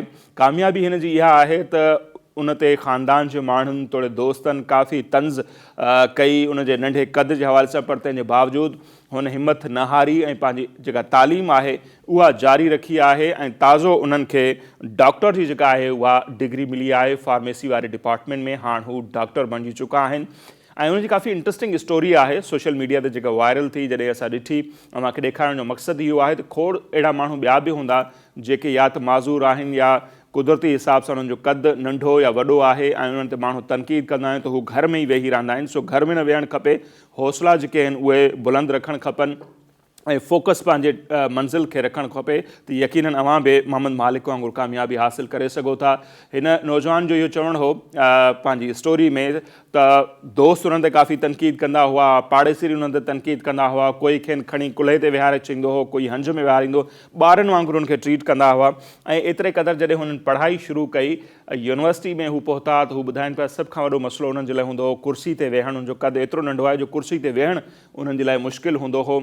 या उनखां सवाइ जॾहिं उनखे टीचर जेको लेक्चर सॾु कंदो हो त ब्लैक बोर्ड ते अची करे कुझु लिखो त हू यकीनन उन ते पहुची न सघंदा हुआ, उन ते माण्हुनि ते तंज़ कंदा हुआ। गॾोगॾु हू ॿुधाइनि पिया त जॾहिं हू वॉशरूम वेंदो हो त उनजी जेका कुंडी आहे उहा लॻाइणु उनजे करे उनखे तमामु घणी परेशानी थींदी। पर उन्हनि मिड़नी परेशानियुनि खे मुंहुं ॾियणु बावजूदु हुननि पंहिंजी पढ़ाई जारी रखी ऐं हू फार्मेसी में हाणे डॉक्टर थी चुका आहिनि। सो अहिड़नि किरदारनि खे असांजो सलाम आहे ऐं ही तस्वीरूं ऐं ही स्टोरी अव्हां सां शेयर करण जो मक़सदु इहो आहे त अव्हां बि जेकॾहिं अव्हां में थोरो बि टैलेंट आहे, कंहिं बि फील्ड में पाण खे कुझु मञाइणु चाहियो था, पढ़ाई जारी रखणु चाहियो था, त ईअं ई दुनिया जी परवाह करण खां सवाइ अॻिते वधंदा रहो, मंज़िल यकीनन अव्हांखे ज़रूरु मिलंदी। अच्छा, ही जेके ॿियूं तस्वीरूं अव्हांखे ॾेखारणु वञूं पिया, गुज़िरियल प्रोग्राम में असां ज़िक्र कयोसीं त लाहौर में जेको हिकिड़ो मुजस्मो लॻो अलामा इक़बाल ज़ाहिर कयो पियो वियो उनखे, त उनखां पोइ काफ़ी उन ते तनक़ीद थी। ऐं सिंध में शानदार आर्टिस्ट आहिनि जिन खे हाणे सदारती एवॉर्ड बि मिली चुको आहे। फ़क़ीरो फ़क़ीर, टंडो अलायार सां उन्हनि जो तालुक़ु आहे, टंडे अलायार सां तालुक़ु रखनि था फ़क़ीरो फ़क़ीर, मुल्क जो नामियारो आर्टिस्ट जंहिंखे सदारती एवॉर्ड बि मिली चुको आहे। उनजूं खोड़ सारियूं तस्वीरूं पहिरियां बि असां ॾिसी चुका आहियूं, पर हाणे सोशल मीडिया ते वायरल थियनि पियूं ऐं ॿुधायो पियो वञे त आर्टिस्ट हीअं थींदा आहिनि, मुजस्मे साज़ हीअं थींदा आहिनि, ईअं मुजस्मा ठाहिबा आहिनि। सो ही फ़क़ीर फ़क़ीर जा तयारु कयल कुझु मुजस्मनि जा नमूना आहिनि जेके असीं अव्हांखे ॾेखारियूं पिया। अव्हांखे नज़र ईंदो हूंदो त उन में असांखे शाह अब्दुल लतीफ़ भिटाई रहमतुल्लाह अलैह जो मुजस्मो बि नज़र अचे पियो। उन सां गॾोगॾु सिंध जे महाकवि शेख हयास जो मुजस्मो उन्हनि ठाहियो जेको बि इंतिहाई शाहकार आहे। अलन फ़क़ीर साहिब जो उन्हनि मुजस्मो ठाहियो। उनखां सवाइ शहीद ज़ुल्फ़िकार अली भुट्टो साहिब जो उन्हनि मुजस्मो ठाहियो आहे। उन सां गॾोगॾु जॉन एफ कैनेडी उनजो उन्हनि मुजस्मो ठाहियो आहे, अव्हांजे स्क्रीन ते नज़र ईंदो हूंदो। ऐं उन सां गॾोगॾु सादिक़ फ़क़ीर साहिब जेके सिंध जा नामियारा रागी हुआ उन्हनि जो उन्हनि मुजस्मो ठाहियो आहे। मोहतरमा बेनज़ीर भुट्टो साहिबा जो उन्हनि मुजस्मो ठाहियो आहे। ॿिया खोड़ सारा फ़क़ीर फ़क़ीर अहिड़ा शाहकार मुजस्मा ठाहिया आहिनि जेके ॾिसूं था त ईअं थो लॻे त असल किरदारु ॼण त असांजे साम्हूं बीठो हुजे। सो अलामा इक़बाल जो जेको मुजस्मो लाहौर में लॻो उनखे ॾिसी करे कुझु जेके माण्हू आहिनि उन्हनि सोशल मीडिया ते फ़क़ीर फ़क़ीर जा ई मुजस्मा शेयर कयासीं। सोचियोसीं त उहे अव्हां सां वंड कयूं, अव्हांखे ॾेखारियूं त फ़क़ीर फ़क़ीर जो केतिरो शानदार कमु आहे। जी त नाज़रीन, हाणे ही जेका तस्वीर अवांजी टेलीविज़न स्क्रीन ते तस्वीरूं बल्कि नज़र अचनि पियूं आहिनि कोडिजी जे किले जूं शाहकार तस्वीरूं आहिनि ऐं ट्रेवलॉग जेके आहिनि ट्रेवलिंग कंदड़ जेके आहिनि नौजवान सिंध में काफ़ी वधी विया आहिनि, जेके घुमनि पिया था, सिंध खे इंट्रोड्यूस कराइनि था पिया दुनिया आॾो ऐं पंहिंजी जर्नी जूं तस्वीरूं शेयर कनि था पिया। ही फोटोग्राफर आहे नौजवान आमिर मुग़ल साहब, उन्हनि जूं ही तस्वीरूं आहिनि। मुग़ल साहब जूं उन्हनि कोडिजी विज़िट कयो ऐं कोडिजी जे किले जूं उन्हनि तस्वीरूं जेके आहिनि कढियूं ऐं उहे सोशल मीडिया ते वायरल कयूं आहिनि। इंतिहाई शाहकार किलो आहे कोडिजी जो किलो, पहाड़ी एरिया ते नंढड़ो हिकिड़ो ख़ूबसूरत किलो आहे। उन जा मुख़्तलिफ़ जेके मंज़र आहिनि उहे असीं अव्हांखे ॾेखारियूं पिया। असां पंहिंजे प्रोग्राम में कोशिशि कंदा आहियूं त टूरिज़म खे बि हथी वठाइण जे हवाले सां अव्हांखे शाहकार तस्वीरूं ॾेखारियूं, जीअं कराची हुजे, थरपारकर हुजे, गवादर जो स्टेडियम जूं गुज़िरियल अव्हांखे तस्वीरूं ॾेखारियूंसीं। सो ही कोडिजी जे किले जूं कुझु तस्वीरूं हुयूं, सोचियोसीं त इहे बि अव्हांखे ॾेखारियूं, छाकाणि त इन्हनि जे ॾिसण सां थींदो इहो आहे त खोड़ माण्हुनि में उन्हनि इलाइक़नि खे घुमण जो शौक़ु पैदा थींदो आहे। उन जे करे असांजी कोशिशि हूंदी आहे त टूरिज़म हुजे, सियाहत जेका आहे असांजी, उनखे बि हथी वठराइजे ऐं अहिड़े क़िस्म जूं तस्वीरूं बि अव्हांखे ज़रूरु ॾेखारिजनि। ऐं यकीननि इहे तस्वीरूं अव्हांखे पसंदि बि अची रहियूं हूंदियूं। उन सां गॾोगॾु हींअर जेका ॿी तस्वीर अव्हांखे ॾेखारियूं पियो, काफ़ी इंट्रस्टिंग आहे। पीरसन जोड़ो आहे, औरत ऐं मर्द, उन जे बैक साइड जी तस्वीर निकितल आहे ऐं हू वञनि था पिया। उन्हनि खे जेके टी शर्टूं पातल आहिनि उहे इंतिहाई शानदार आहिनि। हिकिड़ी टी शर्ट ते लिखियलु आहे सन 1952, हिकिड़ी ते लिखियलु आहे, ॿिए ते लिखियलु आहे 52 ऐं उते लिखियलु आहे टुगेदर। उन जे मथां लिखियलु आहे टुगेदर, अव्हांखे नज़र ईंदो हूंदो। ऐं 52 ते लिखियलु आहे सिंस 1952, यानी 1952 खां वठी हीउ जोड़ो जेको आहे उहो गॾु आहे ऐं मैचिंग जेका आहे उन्हनि शर्ट पाती आहे। जॾहिं हलनि था त ख़बर पवे थी त कॾहिं खां वठी गॾु आहिनि। सो ज़बरदस्त हिकिड़ी तस्वीर सोचियोसीं तव्हांखे ॾेखारियूं। ऐं जेके बि इन एज जा माण्हू आहिनि, असां लाइ उन्हनि लाइ खोड़ सारियूं दुआऊं आहिनि, या जेके ॿिया समूरा जोड़ा आहिनि उन्हनि लाइ असांजी दुआऊं आहिनि त उहो ईअं ई ख़ुशो खुरम हुजनि, आबाद हुजनि। सो 1952 खां वठी हीउ जोड़ो गॾु आहे, उन्हनि जी ज़बरदस्त तस्वीर अव्हांखे ॾेखारीसीं। हाणे प्रोग्राम में शामिलु कंदासीं कुझु वीडियोज़। सो सभ खां पहिरियां जेका वीडियो अव्हांखे असीं ॾेखारी पियो आहे कुझु फ़नी क़िस्म जी वीडियो आहे। अक्सर ईअं थींदो आहे त माण्हू किथे घर में, कंहिं कुंड में, कंहिं लॉकर में पैसा रखी छॾींदो आहे, या विसरी वेंदा आहिनि उनखे, या वरी विसरी न बि वञनि पर उहे जेकॾहिं उते पैसा पियल हुजनि त कुआ आम जाम थी विया आहिनि घरनि में। कराची में बि ईअं ई सूरत हाल आहे। सो ही कंहिं अरब कंट्रीज़ जी त उन ते डबिंग थियल आहे, पर कुझु डॉलर वग़ैरह जेके आहिनि उहे नज़र अचनि पिया। ऐं कूओ जेको आहे हिकिड़ी पूरी दस्ती आहे, उनखे टुके वियो आहे, खाई वियो आहे, जंहिंखां पोइ ॾेखारे पियो त हिकिड़े कूए खे कैदी वांगुरु ई ॿधे करे को माण्हू उन ते तशदुद करे रहियो आहे। हिकिड़ी फ़नी क़िस्म जी वीडियो आहे। सो उनखे अव्हां इंजॉय कयो ऐं पंहिंजा जेके पैसा वग़ैरह आहिनि कहिड़े हंधि ते लिकाए रखो जिते चोरी बि न थी सघनि ऐं कूओ वग़ैरह जेको आहे उहो उनखे टुके बि न सघे, जीअं उहे अव्हांजा ज़ाया न थी सघनि। सो नाज़रीन, त हाणे जेका ॿी वीडियो अव्हांखे असीं ॾेखारियूं पिया उहा जानवर जी इंसान सां वफ़ा जे हवाले सां आहे। ऐं जानवर ऐं इंसान जेको रिश्तो आहे उहो काफ़ी क़दीम आहे। ऐं जानवरनि में जीअं चयो त वफ़ा तमामु घणी आहे। आहिस्ते आहिस्ते जेको इंसानु अशरफुल मख़लूक़ात आहे उन मां उहे ख़ूबियूं ख़तमु थींदियूं पियूं वञनि, पर जानवरनि में, पखियुनि में अञा ताईं उहा प्रीत, उहा मोहबत असांखे नज़र अचे पई। हीउ हिकिड़ो माज़ूर शख़्स आहे जेको व्हील चेयर ते वेठो आहे। अव्हांखे नज़र ईंदो हूंदो त उनजी व्हील चेयर जेका आहे उनखे हलाए जेको त उहो हिकिड़ो ॿकर आहे। ॿकर पंहिंजे कंध सां उन व्हील चेयर खे धिके थो ऐं उहो माज़ूर शख़्स जेको आहे पंहिंजे रस्ते सां वञे थो। इंतिहाई ज़बरदस्त ऐं हिमथाईंदड़ ऐं जानवरनि जे इंसान सां प्यार ऐं मोहबत जे हवाले सां ही वीडियो हुई। सो यकीन सोचियोसीं तव्हांखे ॾेखारियूं, जेकॾहिं जानवरनि खे ट्रेंड कजे त उहे अव्हां सां ईअं गॾु हली सघनि था, अव्हांजो जेका माज़ूरी आहे उन में अव्हांजो सहारो बि थी सघनि था। हिकिड़ो जेको ॿकर आहे उहो माण्हू जी व्हील चेयर कीअं थो हलाए, उहा वीडियो अव्हां ॾिसी रहिया हूंदा हींअर ऐं यकीननि अव्हांखे पसंदि ईंदी हूंदी। ऐं हीअ वीडियो बि जेका आहे उहो उत्साह जो सबबु आहे। जानवरनि सां, पखियुनि सां प्यार कजे ऐं उहो माण्हू जेको आहे नेचर जे तमामु घणो वेझो रहे थो। हीअ जेका सीज़न आहे स्पेशली सिंध में सियारे जी सीज़न, पर ॾही जेके पखी आहिनि उहे वॾी तादाद में साइबेरिया खां, ॿियनि थधनि मुल्कनि खां सिंध जो रुख़ कंदा आहिनि। ऐं असां वटि वरी उन्हनि जो इस्तक़बाल थींदो आहे बंदूकनि सां, उन्हनि खे मारियो वेंदो आहे, शिकार कयो वेंदो आहे। सो असां त सदाईं उन अमल जी निंदा कई आहे, उनजी मज़म्मत कई आहे त हीअ परॾेही पखी या जेके असांजा लोकल हिते पखी आहिनि, जानवर आहिनि, दुनिया में ईअं थिए थो उन्हनि खे महफ़ूज़ कयो थो वञे ऐं असां वटि वाइल्ड लाइफ खातो जेको आहे उहो चंद टकनि एवज़ लाइसेंस जारी थो करे छॾे ऐं किथे त लाइसेंस खां सवाइ बि इन्हनि जानवरनि जो पखियुनि जो शिकार थींदो रहे थो ऐं आहिस्ते आहिस्ते इहे पखी थोरे जानवर असांखां नायाब थींदा था वञनि। सो बहरहाल हीउ हिकिड़ो वॾो टॉपिक आहे जंहिं ते तमामु घणो ॻाल्हाए सघिजे थो ऐं उन ते ज़रूरु पाण कॾहिं ॻाल्हाईंदासीं।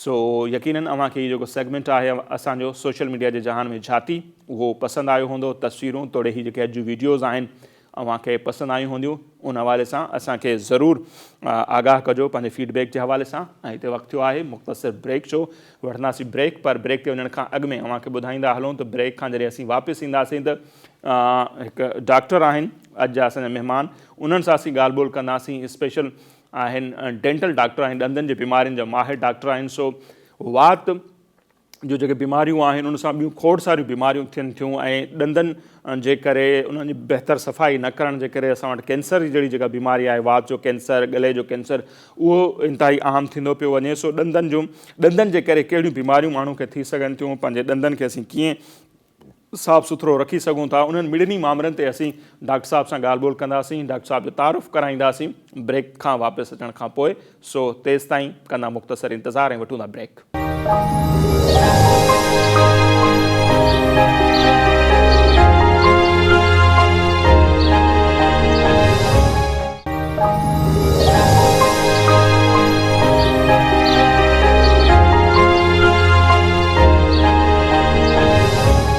जी नाज़रीन, ब्रेक खां पोइ हिकु भेरो ॿीहर द मॉर्निंग ऑफ धरतीअ में अवां सभिनी खे चऊं था भलीकार। ऐं अॼु आचर जो ॾींहुं आहे। इंट्रो में ई अव्हांखे ॿुधायोसीं त आचर जे ॾींहं जो सरगर्मियूं कहिड़ियूं आहिनि ऐं असांखे उमेदु आहे तव्हांजो हीउ ॾिहाड़ो जेको आहे सुठो गुज़रंदो ऐं सैटरडे संडे ते असां इन करे बि ईंदा आहियूं जो अव्हांजे वीकेंड खे ख़ुशगवार ऐं यादगार बणायूं।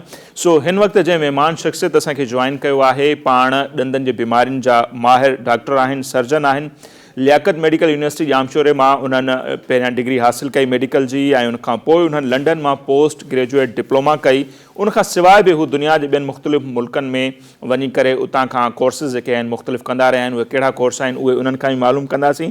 हिन वक़्तु पाण PIA में जेके डेंटल सर्जन आहिनि ऐं पंहिंजी प्राइवेट जेका क्लिनिक आहे उहा बि उहे हलाइनि था ऐं तमामु बहितरीनु इंसान, सुठा दोस्त, सभिनी जो ख़्यालु करण वारा इंतिहाई बाज़ारा डॉक्टर GM ख़ुश्क साहब अॼु असांजा महिमान आहिनि। डॉक्टर साहब तमामु घणी महिरबानी, अव्हां असांजे प्रोग्राम में आया। अव्हांजी महिरबानी, अव्हां यादि कयो ऐं घुरायो। अव्हांजो कमु आहे बिल्कुलु बिल्कुलु, पर अव्हांजी ऐं धरती TV जी महिरबानी त उन्हनि यादि कयो ऐं घुरायो। Thank you so much.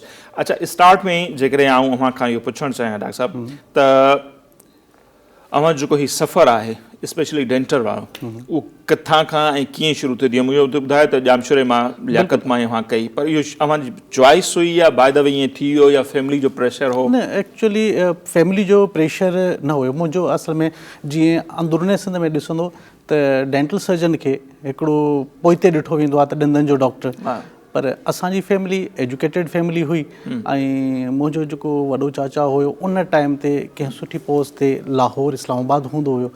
त पोइ जॾहिं उते वियासीं ऐं डेंटल जो स्कोप ॾिठोसीं, कराची में रहियासीं, त कराची हिन जो डेंटिस्ट्री जो स्कोप ॾिठोसीं त तमामु बहितरु आहे, तमामु घणो आहे ऐं जेकॾहिं वञिणो आहे त डेंटिस्ट्री तरफ़ वञिणो आहे। पोइ मुंहिंजी एडमिशन जेका थी उहा 92 में मां इंटर करण खां पोइ मुंहिंजी जॾहिं एडमिशन थी त मुंहिंजी MBBS में बि थी ऐं हेॾे बि थी। चॉइस करे मां BDS में आहियां। सही। अच्छा, तीअं जामशोरे जो त ज़िक्र कयोसीं, लियाकत मेडिकल जो, ऐं लंडन मां पोस्ट ग्रेजुएट डिप्लोमा कई। केतिरो टाइम उते लॻो ऐं उहो सफ़र अव्हांजो जर्नी कीअं रही? माशाल्लाह ज़बरदस्त ऐं यादगार। एक्चुअली मां जेका 2009 में मां पोस्ट ग्रेजुएशन डिप्लोमा कयो UK मां ऐं उनखां पोइ 2010 में मां पाकिस्तान आयुमि ऐं हिते जॾहिं आयुमि एक्चुअली मुंहिंजो पाकिस्तान खां वरी वापसि वञण जो इरादो हुयो, पर जॾहिं त मां जीअं पाकिस्तान आयुमि मां जॉब अची वई, मां PIA में जॉइन कयो त उनखां पोइ वञणु न थियो। ऐं ॿिया मुख़्तलिफ़ शार्ट कोर्सिस बि कया आहिनि? बिल्कुलु, मां UK मां 2-3 शार्ट कोर्सिस कया आहिनि। मां जेको कोरिया मां कयो आहे ऐं Isabella institute of dental implant dentistry आहे जेको USA जी आहे, उतां कयो आहे ऐं दुबई मां ऐं काफ़ी मुल्कनि मां इम्प्लांट जा कोर्सिस आहिनि या ॿिया कोर्सिस आहिनि ऐं हैंड्स ऑन कोर्सिस आहिनि उहे बि कया आहिनि। ज़बरदस्त। हाणे अव्हांखे जेकॾहिं सम्झणु चाहियूं असां जंहिं सोसाइटी जंहिं समाज में रहूं था उन में माण्हू ॾंदनि जे बीमारियुनि खे या स्पेशली ॾंदनि जी सफ़ाई सुथराई उनखे केतिरी अहमियत ॾियनि था ऐं केतिरो उनखे सीरियस वठंदा। मूं त ईअं ई ॾिठो आहे इवन आऊं चओ कोन हुजे जेसिताईं सूर न थींदो डॉक्टर न वञिबो ई कोन। सर इहो अवेयरनेस जी घटिताई आहे पर जेको एजुकेटेड माण्हू आहे उहो उन वटि अवेयरनेस आहे बि ऐं उहो प्रिफर करे थो। अवां जेकॾहिं कराची में ॾिठो वञे या आउट ऑफ पाकिस्तान जेकॾहिं वञो त डेंटिस्ट्री ॾाढो मुश्किल आहे ऐं उन तरफ़ जेकॾहिं अव्हांखे अपॉइंटमेंट खपे थी डॉक्टर जी त उहो बि ॾाढो मुश्किल अमल हूंदो आहे, ॾाढो महांगो बि आहे ॿाहिरि, तमामु घणो एक्सपेंसिव। ऐं उन जी डॉक्टर इवन हाणे पाकिस्तान में ई ॾिसो कराची में ॾिसो त अव्हांखे काफ़ी उहे डॉक्टर जेके पोश एरिया में आहिनि जेके उन्हनि एरिया में आहिनि जिते एजुकेटेड माण्हू घणो थो रहे उते अव्हांखे अपॉइंटमेंट मिलण बि मुश्किल हूंदी डेंटिस्ट जी।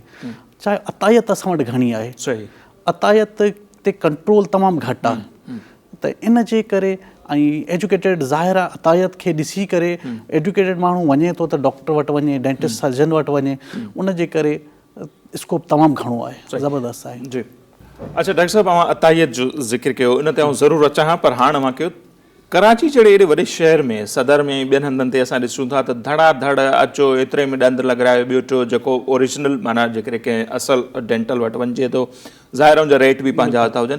सरेआम कराची जहिड़े शहर में जेकॾहिं इहे वेठा आहिनि उनजे करे केतिरियूं बीमारियूं थियनि थियूं त पोइ त हीअ सिंध जे ॿियनि नंढनि वॾनि शहरनि में या सॼे मुल्क में त इहो आम आहे।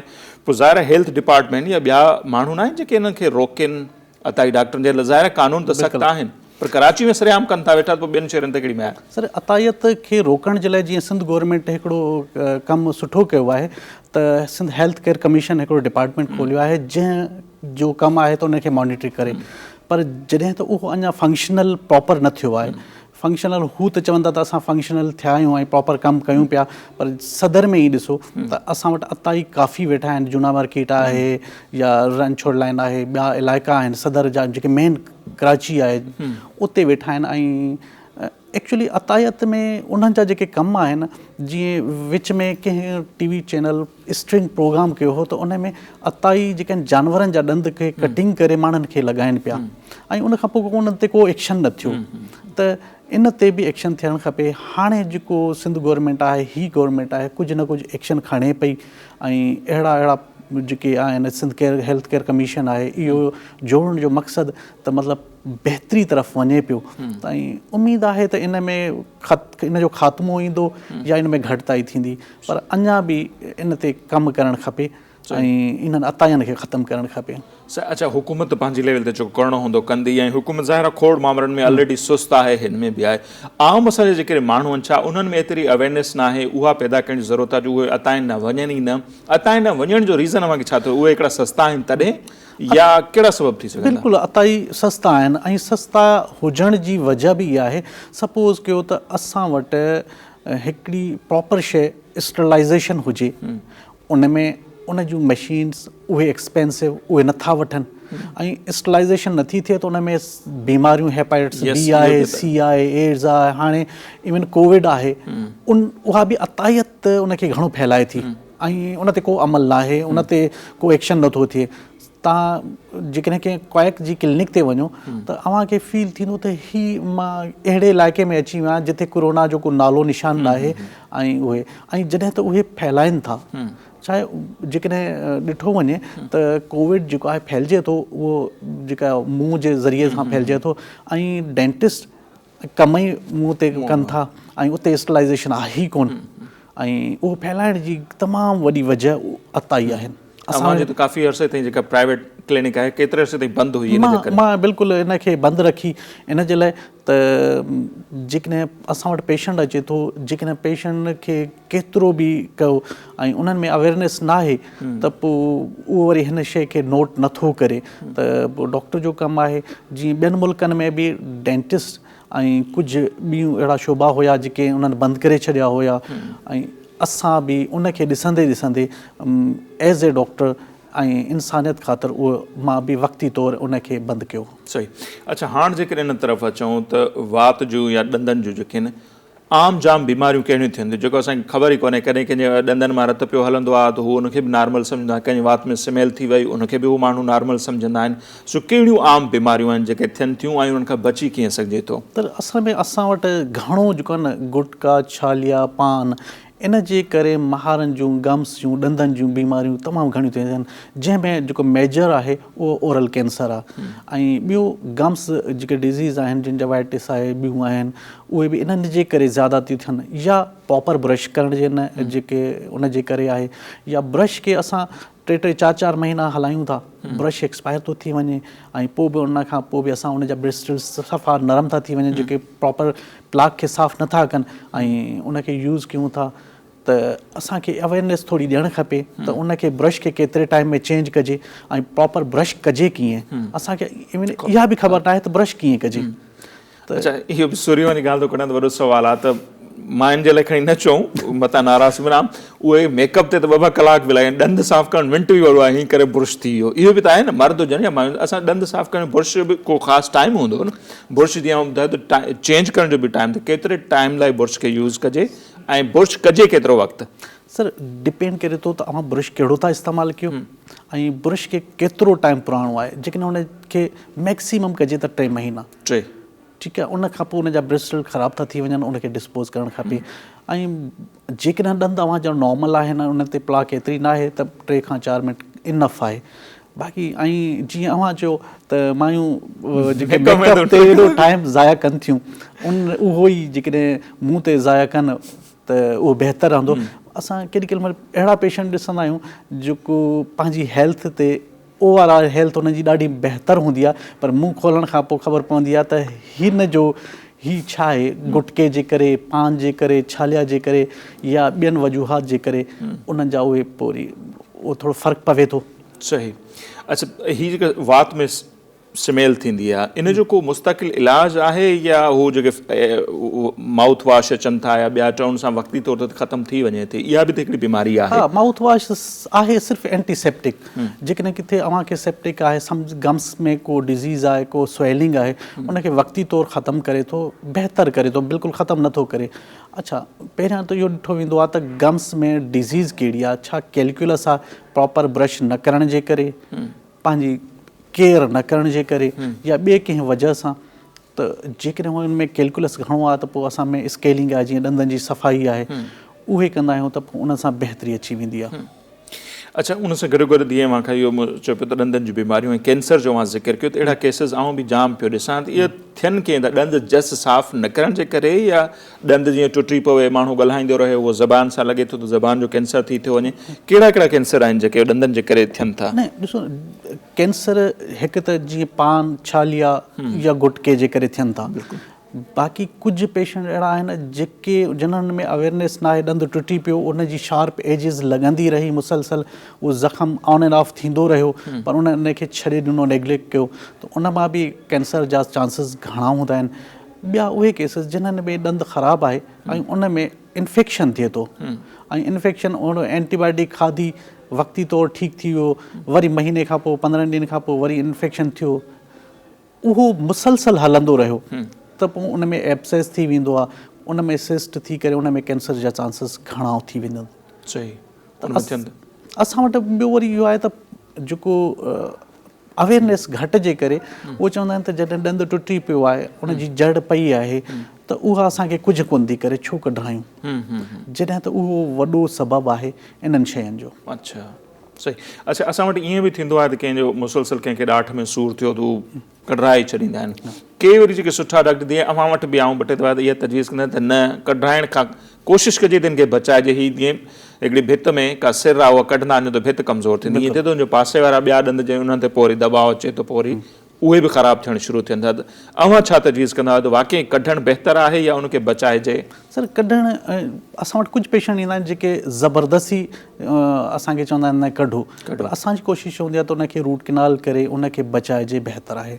बचाइणु सभ खां बहितरु आहे, उनखे बचायो वञे। पर जेकॾहिं उहो वरी खाल पैदा थिए थो, माण्हू कढाए थो, त अॼुकल्ह त जदीद टेक्नोलॉजी अची वई आहे न, उते वरी तव्हां ॿियो हणाए सघे, इम्प्लांट लॻाए सघे थो, क्राउन ब्रिज लॻाए सघजनि था, पर सभ खां बेस्ट आहे इम्प्लांट लॻाए, जेको लेटेस्ट टेक्नोलॉजी आहे। स्क्रू टाइप बिल्कुलु, उहो इम्प्लांट चवंदा आहिनि उनखे, उन में बॉन्ड में लॻाए करे उन ते पोइ असां मथां क्राउन लॻाईंदा आहियूं त इवन इहो छा कॉस्टली आहे कुझु ॿुधण में आहे त काफ़ी बिल्कुलु कॉस्टली आहे इवन पोइ पाकिस्तान में सस्तो आहे ॿियनि मुल्कनि जे हिसाब सां ॾिठो वञे त पाकिस्तान में सस्तो आहे पर पोइ बि कॉस्टली आहे पाकिस्तान में केतिरो हूंदो जेकॾहिं 2 कंहिंखां 4 केरु हणाइणु चाहे त सर डिपेंड करे थो ॾिसो न असां में हिन में बि क्वालिटीज़ आहिनि पाकिस्तान में जीअं असां वटि अचे थो चाइना जा बि इम्प्लांट अचनि था कोरिया जा बि अचनि था स्विस बि अचनि था अमेरिकन बि अचनि था पोइ उन्हनि जी डॉलर्स जीअं असां वटि डॉलर जो बि इशू आहे त डॉलर जेतिरो मथे वेंदो उहो ओतिरो कॉस्टली थींदो पर डॉक्टर्स डिपेंड करे थो एरिया में बि जीअं जेकॾहिं डिफेंस में वेंदो तव्हांखे 1.5 लाख 2 लाख बि चार्ज कनि था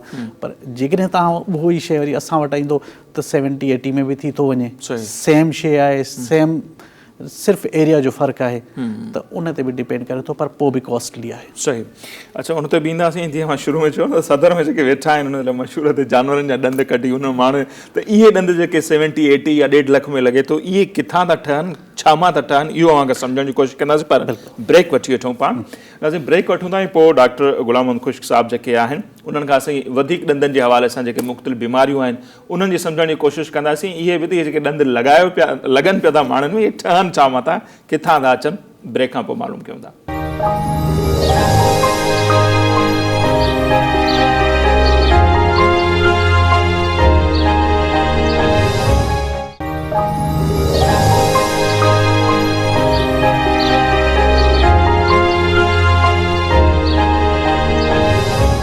जी नाज़रीन ब्रेक खां पोइ हिकु भेरो ॿीहर अव्हांखे चऊं था भलीकार ऐं डॉक्टर गुलाम मोहम्मद खुश्क साहब असां सां गॾु मौजूदु आहिनि डेंटल सर्जन आहिनि पाण ऐं ॾंदनि जी बीमारियुनि जे हवाले सां असीं ॻाल्हायूं पिया अच्छा डॉक्टर साहब घणा माण्हू जेके पाण खे हींअर बि ॾिसनि पिया इहे जेके कम्यूनिटी में मिलंदा बि आहिनि उन्हनि जा इहे वॾा सुवाल हूंदा आहिनि इहे डॉक्टरनि वटि ॾंद अचनि किथां था जेके लॻाइनि था छा मां ठहनि था उहा कंफ्यूजन जेकॾहिं ख़तमु कजे त ॿुधायो असांजे नाज़रीन खे त इहे ॾंद किथां था अचनि असल में ॾंदनि में क्वालिटीज़ आहिनि सपोज़ कयो जीअं इम्प्लांट जो ज़िक्र थियो त इम्प्लांट हिकिड़ो मेटल आहे उनजी उहा कॉस्ट मतिलबु जेका उहा अलॻि शइ आहे बाक़ी जेको आम ॾंद लॻनि था उहे एक्रिलिक हिकिड़ो मटीरियल आहे उन मां ठहनि था ऐं ॿियो जेको क्राउन ब्रिज ठहे थो उहो कोबाल्ट क्रोमियम आहे मथां उनजी पोर्सलिन जी फेसिंग करे उनखे ॾंद जी शिकिल ॾियनि था ऐं उहो न को हडी मां ठहे थो न को कुझु उहो पोर्सलिन आहे उहो हिकिड़ो मटीरियल आहे ऐं उनजे हेठां कोबाल्ट क्रोमियम मेटल आहे हिकिड़ो उन सां ठहनि था अच्छा इहो जेको आम तासुरात मुअल माण्हुनि जा जानवरनि जा ॾंद जेके उहे कटे उन हॾे मां था ठहनि ईअं त न आहे सर इहो न आहे पर जीअं जेकॾहिं ॾिठो वञे जीअं सदर में थियो वाक़ियो त पोइ उन खां पोइ ज़ाहिर आहे हर कंहिंजो ज़हन उन तरफ़ ई वेंदो त सभु ईअं कनि था पर ईअं न आहे ऐं इहे क्वैक कनि था त तॾहिं चऊं था त क्वैक खां पासो कजे ऐं असांखे वरी इहो बि ख़बर कोन्हे त जेकॾहिं असां हुन डॉक्टर वटि वञूं था क्वैक आहे या डॉक्टर आहे इन जी बि रिकॉग्नाइज़ेशन ज़रूरी आहे हा बिल्कुलु अच्छा ॿियो जेको अॼुकल्ह असीं ॾिसूं था त कुझु माण्हुनि जा ॼमंदे ई ॾंदनि जी जेको शेप हूंदो उहो चेंज हूंदो अॼुकल्ह त माशाल्लाह साइंस एॾी तरक़ी कई अॻे माण्हू गंजो थी वेंदो त मतिलबु इहो गंजो ई हूंदो जवानी में बि के गंजा थी विया पर अॼुकल्ह साइंस तरक़ी कई आहे उहे वार हेयर ट्रांसप्लांट ते ॾंदनि जी ॿियो जेके माना शेप अजीब ग़रीब हूंदो पोइ खिलंदे या माण्हू शर्माईंदा हुआ माण्हू उहे बि अची वञनि इहो तारूं ॿारूं हणूं था मेडिकल जी लैंग्वेज जे अलाए छा था चओ हुनखे पर कहिड़ो ज़बरदस्त मतिलबु साइंस केतिरी तरक़ी कई आहे जो हुनखे पंहिंजे हुन डिज़ाइन में आणी था वञनि उहे ब्रेसिस आहिनि फिक्स ब्रेसिस आहिनि ऐं उन खां पोइ असां वटि इवन त हाणे अलाइनर बि अची विया आहिनि रिमूवल बि अची विया आहिनि ब्रेसिस तमामु घणी तरक़ी थी आहे डेंटिस्ट्री में साइंस में बि तरक़ी थी आहे त डेंटिस्ट्री में उहा तरक़ी थी आहे पर पहिरियां हूंदो हुयो त ज़्यादातर छोकिरी जेकॾहिं हूंदी हुई त पोइ उन जा वालदेन इन परेशानी में हूंदा हुया त उनजो लुक ख़राबु थो थिए हाणे असां में ब्रेसिस वग़ैरह जे करे ॾाढो ख़ूबसूरती अची थी वञे उनजे फेस में ऐं उहो एॾो कॉस्टली बि न आहे ऐं एॾो टाइम टेकिंग पीरियड बि न आहे 1.5-2 साल में उहो उनजो नॉर्मल थी थो वञे ॾंद केतिरा बि अॻिते पोइते हुजनि पर असां वटि बेसब्रा माण्हू 1.5-2 साल बि हुनखे वॾो थो लॻे न पर जेकॾहिं हिकिड़ो माण्हू आहे जेके सालनि खां बर्दाश्त थो कंदो अचे पोइ उनखे 1.5-2 साल बर्दाश्त करिणो पवंदो उहो जेको तार वग़ैरह ब्रेसिस जो जेको आहे पर उन में फ्रीक्वेंटली अचिणो पवंदो आहे हर महीने में 15 ॾींहं में उहो डिपेंड करे थो अच्छा कुझु माण्हुनि जा वधियल हूंदा आहिनि त उहे कटराइनि बि था शायदि उहे बि पोइ उन शेप में अची था वञनि कटराइण सां इहो हूंदो आहे त अंदरि ॾंद जे अंदरि नर्व हूंदी आहे अच्छा उहा सेंसिटिव थियण जा चांसिस हूंदा आहिनि जेकॾहिं उहा सेंसिटिव थी वई नेक्रोटिक थी वई उन मशीन हलाइण जे करे छा आहे उनजो जेको स्पीड हूंदी आहे उन मशीन हलाइण जी त उन में नेक्रोटिक थियण जा चांसिस हूंदा आहिनि त पल्प जेकॾहिं डैमेज थो करे जीअं वरी मां उहो ज़िक्र कंदुमि त जेकॾहिं अताई आहिनि उन्हनि खे ख़बर ई कोन्हे त नर्व केतिरो परे आहे ऐं उन खां केतिरो परे रहणु खपे, उहे कनि था उनजी पल्प खे डैमेज था कनि, त पोइ उहो पेशेंट बि सफ़र थो करे, अॻिते हली करे उनजा ॾंद डिस्कलर थियण जा चांसिस हूंदा आहिनि जेकॾहिं उहा जेका पल्प आहे उहा डैमेज थिए थी त। अच्छा, इन जी जेका किट्स हूंदी आहे अक्सर ईअं थींदो आहे हर मरीज़ लाइ ज़ाहिर आहे मूंखे नई खोलणी पवंदी आहे, उहा केतिरी कॉस्टली थिए थी ऐं उन हिकिड़े दफ़ा यूज़ कई वेंदी आहे या उन खां पोइ उनखे छा जीअं गरम पाणी में धोतो वञे या छा उनजो ख़ासि हूंदो आहे उनखे साफ़ु करण जो छा तरीक़ो हूंदो आहे? न, उहा ऑटोक्लेवेबल हूंदी आहे, उनखे ऑटोक्लेव कंदा आहियूं, हिकिड़ी लेटेस्ट ऑटोक्लेव मशीन हूंदी आहे जंहिंमें जेका उहा डिसइंफेक्ट थी करे उहा इंस्ट्रूमेंट निकिरंदा आहिनि ऐं उन्हनि खे असां ॿीहर यूज़ करे सघूं था। छा चले त असां इवन पूरी दुनिया में इन जा इंस्ट्रूमेंट बि एतिरा महांगा आहिनि त असां वटि पेशेंट अफोर्ड नथो करे सघे जेकॾहिं हर दफ़े डिस्पोजेबल यूज़ कयूं। ऐं सपोज़ कयो असां डिस्पोजेबल बि यूज़ कयूं था त पोइ बि उनखे ऑटोक्लेव करणु ज़रूरी आहे। अच्छा, ईअं मुंहिंजी कंहिं डॉक्टर सां ॻाल्हि ॿोल थी हुई, उन्होंने चयो त भले जेके वॾा वॾा नाला आहिनि कराची में डेंटल हॉस्पिटल आहिनि उते बि अहिड़ो मटीरियल यूज़ थिए थो ॾंदनि जी फिलिंग हुजे उन जे हवाले सां या ॾंद लॻाइण जे हवाले सां, जो उन मां बि चांसिस हूंदा आहिनि उहे ॾंद तव्हां लॻाराया फिलिंग कराए 5 खां 10% ताईं कैंसर थियण जो, ईअं बि आहे? बिल्कुलु आहे, उहे नाला आहिनि, पर उन्हनि खे जीअं अव्हां चओ त वॾी वॾी हॉस्पिटल्स या इहे उहे नथा कमु कनि इहो, छा जे लाइ उहे पंहिंजो हिकिड़ो इमेज उन्हनि बरक़रार रखियो आहे, पर कुझु डॉक्टर्स उहे आहिनि उहे मटीरियल्स यूज़ कनि था जंहिंमें ओरल कैंसर जा चांसिस आहिनि, ओरल कैंसर थिए थो, जंहिंखे असां पंहिंजी डेंटिस्ट्री में चवंदा आहियूं सिम्प्लेक्स या सेल्फ क्योर मटीरियल, उन में फिलिंग कनि था उन्हनि सां, ऐं उहे बि ॾिठा आहिनि डॉक्टर्स, पर एज़ ए डॉक्टर थी करे जेकॾहिं उहे कमु कनि था त असां जंहिंमें ख़बर हुजे त इन फ्यूचर इन में कैंसर थियण जा चांसिस आहिनि ऐं पंहिंजे जस्ट कारोबार जे करे कंहिंजी ज़िंदगी दाव ते, पर उहे कुझु माण्हू आहिनि जिन्हनि जो दीन ईमान जेकॾहिं पैसो आहे त पोइ उहे कुझु बि करे सघनि था। जीअं असां वटि हिते इंसानियत मतिलबु पैसनि ते विकिणे अचे थी त अहिड़ा डॉक्टर बि आहिनि। सही। अच्छा डॉक्टर साहब, हाणे हिकिड़ो सुवाल इहो बि आहे त अॼु डॉक्टरनि सां जॾहिं असीं ॻाल्हायूं था उहा खां सम्झंदासीं त उहे चवंदा त इहो जेको ॻोठनि में असीं हणंदा हुआसीं मिसवाक चवनि था ॾंदण उहो कंहिं बि वण जो पटे छॾियो पिया रगड़ींदा हुआ उन सां ॾंद, अॼुकल्ह डॉक्टर चवनि था न इन सां तव्हांखे ॾंद कमज़ोर थी वेंदा, वाक़ई या ॾंद कमज़ोर त न अहिड़ो कुझु बि न आहे। अच्छा, ऐं ॾिसो कमज़ोर तॾहिं थियनि था जॾहिं असांखे हुनजो तरीक़ो न आहे। मिसवाक सभ खां बहितर आहे। अच्छा, ऐं मिसवाक खे ॾिसी करे ॾंदण खे उन्हनि ठाहियो आहे, ब्रश जेको आहे उहो मिसवाक खे ॾिसी करे ठाहियो आहे। उहो शायदि खबड़ जी पाड़ मां थो ठहे, अच्छा उहो खबड़ आहे या खबड़ आहे, निम आहे, हा उहे उन्हनि जा ब्रश आहिनि ऐं जेके मिसवाक यूज़ थियनि था उहे ॾाढा बहितर आहिनि, पर जेकॾहिं प्रॉपर उनखे यूज़ कयो वञे। निम जो ॾंदण असां बि घणे अर्से हिकिड़ो त उन में कड़ाहट जेका थिए थी त ऑलरेडी उनजो बि बीमारियुनि ते इन्फेक्शन ते जेके जरासीम वात जा थियनि था उन ते फ़र्क़ु पवंदो हूंदो। जेकॾहिं सुनत में ॾिठो वञे त सुनत जी हिकिड़ी आहे त सुनत बि आहे त तव्हां हर नमाज़ खां पोइ उन नमाज़ खां पहिरियां तव्हां ॾंदुड़ कयो। सही।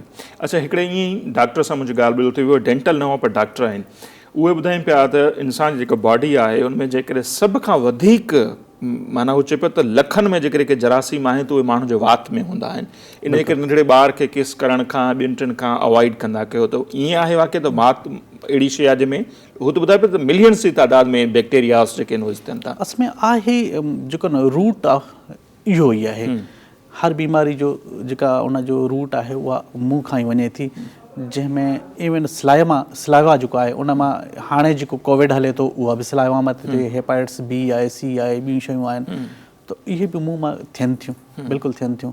ऐं जेकॾहिं तव्हांजो मुंहुं प्रॉपर साफ़ न आहे ऐं खाधो खाओ था उहो पेट में वञे थो, डेफिनेटली उहो बि तव्हांखे रिएक्ट कंदो।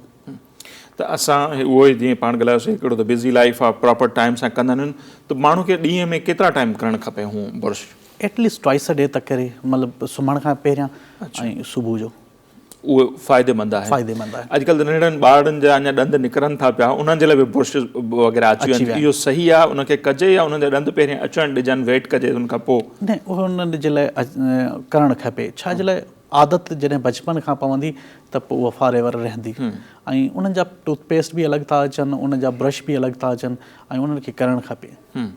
अच्छा, ईअं बि आहे त कुझु ॿारनि जा ॾंद जेके आहिनि काफ़ी लेट निकिरनि था या उन्हनि जा लेट ॾंद टुटंदा आहिनि, उन जा बि के कारण हूंदा आहिनि जीनेटिक या के ॿिया सबब हूंदा?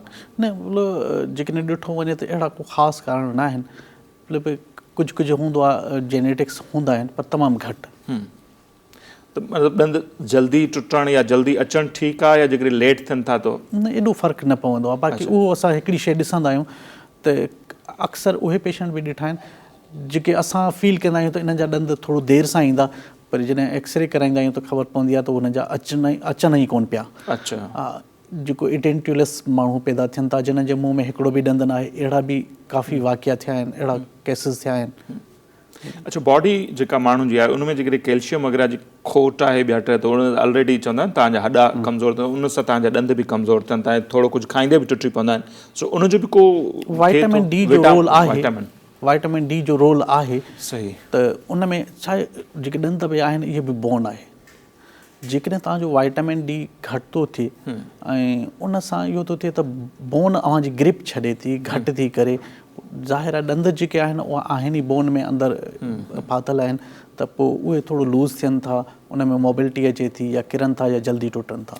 त आम माण्हू खे इहा कीअं ख़बर पए त हाणे मुंहिंजे जिस्म में कैल्शियम या वाइटामिन जी जेका आहे खोट आहे या छा, उनजा के सिम्टम्स त हूंदा आहिनि माण्हू खे थकावट थिए या इहो? बिल्कुलु, असां वटि कराची में ॾिठो वञे त असां जेका लाइफ आहे उहा लाइफ थी वई आहे जीअं फ्लैटन वारी लाइफ आहे, त असां सिज जी रोशनी आहे कोन, डाइट खीर जी बि का ख़बर कोन्हे जेको कहिड़ो आहे, सर्फ वारो आहे या वाक़ई खीर आहे। ठीकु आहे, उन जे लाइ असांखे बहितर खपे त वाइटामिन डी वारी डाइट वठे या त मल्टी वाइटामिन वठे। इवन ॿारनि खे बि मल्टी वाइटामिन वठणु खपनि ऐं मल्टी वाइटामिन वठे ऐं उन खां पोइ बोन्स में, जॉइंट्स में तव्हांखे पेन रहंदो ऐं वीकनेस फील थींदी। जेकॾहिं स्टेयर चढ़ो था त उन में बि तव्हांखे फील थींदो, कुझु थोरो वज़न खणो था त उन में फील थींदो त मां नथो खणी सघां जॾहिं जवान हुजण जे बावजूदि बि, त ऐं उनखे पोइ टेस्ट कराइणु खपे। त विटामिन जी जेका टेस्ट आहे, वाइटामिन D3 जी टेस्ट आहे, D3 जी टेस्ट आहे। अच्छा, उहा कराइणु खपे। उहा अव्हां बि सजेस्ट कंदा आहियो? बिल्कुलु सजेस्ट कंदा आहियूं। ऐं इवन जेकॾहिं ॾिठो वञे कराची में त हर ॿियो मरीज़ उनजो शिकार आहे। ऐं उनजो कारण इहो आहे सिज जी रोशनी प्रॉपर असां ते पवे ई कोन थी न। पवे ई न। घरां निकितासीं गाॾी में, गाॾी खां पोइ ऑफिस में 8 कलाक ऑफिस में वञो त सिज लही थो वञे, ईअं थिए थो। बिल्कुलु ईअं थिए थो। ऐं जॾहिं असां ॻोठनि में हूंदा हुआसीं त नंढो ॿारु ॼमंदो हो त सुबुह जो उनखे उस ते सुम्हारींदा हुया। ठीकु आहे, हाणे उहो आहे ई कोन। ॿार खे चवंदा त सुबुह जो उस ते न खणी वञो, अंदरि ई सुतो पियो हुजे। ऐं जेको AC वारो आहे अची वियो आहे त AC हले थी, ॿाहिरि माण्हू निकिरे ई कोन थो, वॾा ई कोन था निकिरनि त वॾा ई कोन था निकिरनि। अच्छा, हू नॉर्मली जीअं असां बुर्श ते बि ॻाल्हायोसीं केतिरो टाइम करणु खपे, बुर्श केतिरे अरसे में चेंज करणु खपे, ॾंदनि जी सफ़ाई बि माण्हू कराईंदा आहिनि, त केतिरे टाइम खां पोइ उहा माण्हू खे कराइणु खपे? त ॾंदनि जी सफ़ाई मां त उहो चवंदो आहियां त तव्हां उनखे एतिरो मेंटेन कयो जो उनजी जी ज़रूरत ई पेश न अचे। पर जेकॾहिं प्रॉपर सफ़ाई नथा कयो ऐं उन में कैलकुलस एतिरो अची वियो आहे त कुझु पेशेंट्स खे हूंदी आहे हर साल जी ज़रूरत पवंदी आहे, पर ईअं न हुजणु खपे। असांखे एतिरो मेंटेन रखणु खपे जो 3-4 सालनि में बि ज़रूरत न पवे। जेकॾहिं मां ॿियो मरीज़ खे त बाद में एडवाइस कंदुमि, मां जेकॾहिं पंहिंजो पाण खे ॾिसां त मां लाइफ में हिकिड़ो दफ़ो स्केलिंग कराई आहे, सफ़ाई कराई आहे। उनजी वजह इहा न हुई त मुंहिंजे कैलकुलस हुया, सिर्फ़ु इहो हुयो त मां पंहिंजो एक्सपीरियंस ॾिसां त आहे छा, उन में केतिरी तकलीफ़ आहे या छा आहे। बाक़ी माशाल्लाह मां कोशिशि कंदो आहियां त उनखे मेंटेन कयां ऐं पेशेंट खे बि चवंदो आहियां त मेंटेन रखो। छाजे लाइ, जेकॾहिं मां पंहिंजो पाण मेंटेन रखी सघां थो त हर को माण्हू मेंटेन रखी सघे थो ऐं अहिड़ी ज़रूरत ई पेश न अचे। न उहो कीअं माण्हू मेंटेन रखी सघे? हिकिड़ो त नॉर्मली असां हीअं बुर्श करे वठंदा आहियूं, बसि हीअं कयोसीं, ॾंद अंदरियां थियनि था, ज़बान थिए थी। असांजे घर में अञा ताईं असां हिन सदी में माण्हुनि खे इहो बि सेखारियूं, इवन करोना आयो त असां माण्हुनि खे सेखारियोसीं त हथ कीअं धोइबो, आङुरियुनि खे कीअं। ईअं ई त ॾंदनि जी बि माण्हुनि खे प्रॉपर ख़बर आहे, केतिरे % माण्हुनि खे ख़बर हूंदी आहे बुर्श कीअं कबो? तमामु घटि माण्हुनि खे ख़बर हूंदी आहे त ब्रश करणु खपे ऐं प्रॉपर करणु खपे। इवन असां वटि उहे बि पेशेंट ईंदा आहिनि चवंदा साल थियो आहे ब्रश चेंज न कयो आहे, त पोइ साल थियो आहे त ब्रश चेंज न कयो आहे, त उनजी ओरल हाइजीन छा मेंटेन हूंदी, उनजो अंदाज़ो अव्हां बि लॻाए सघो था। त असां जॾहिं साल जंहिंजी वैलिडिटी आहे त 3 महीना मैक्सिमम, ऐं उनखे असां साल हलायूं त पोइ उनजी ओरल हाइजन त ख़राबु थींदी ई थींदी। ऐं असांखे खपे त ब्रश जेको आहे न मथे साइड ते करणु खपे त प्लाक निकिरे। जेको प्लाक आहे असल में वजह आहे त प्लाक खे कढिजे, उनखे साफ़ कजे। पोइ जीअं जेकॾहिं हिते ॾंद आहिनि ऐं उनखे अॻिते मथे खणूं था ब्रश खे त उहो प्लाक साफ़ थिए थो, अदरवाइज़ ॾाढो मुश्किल आहे। सही। ऐं जंहिंजा ज़िग ज़िग ॾंद आहिनि त उनखे त ॾाढो पंहिंजे पाण खे केयर करिणो थो पवे, प्लाक साफ़ थो करिणो पवे, ब्रश खे टाइम थो ॾियणो पवे। अच्छा, बुर्शुनि में बि क्वालिटीज़ अचनि थियूं, हिकिड़ा सॉफ्ट ईंदा आहिनि, हिकिड़ा हार्ड ईंदा आहिनि, त सख़्तु, त कहिड़ो बुर्श वधीक बहितर आहे या उहो ॾंदनि जे हिसाब सां? न, जेकॾहिं नॉर्मल पेशेंट आहे त सॉफ्ट ज़रूरी आहे।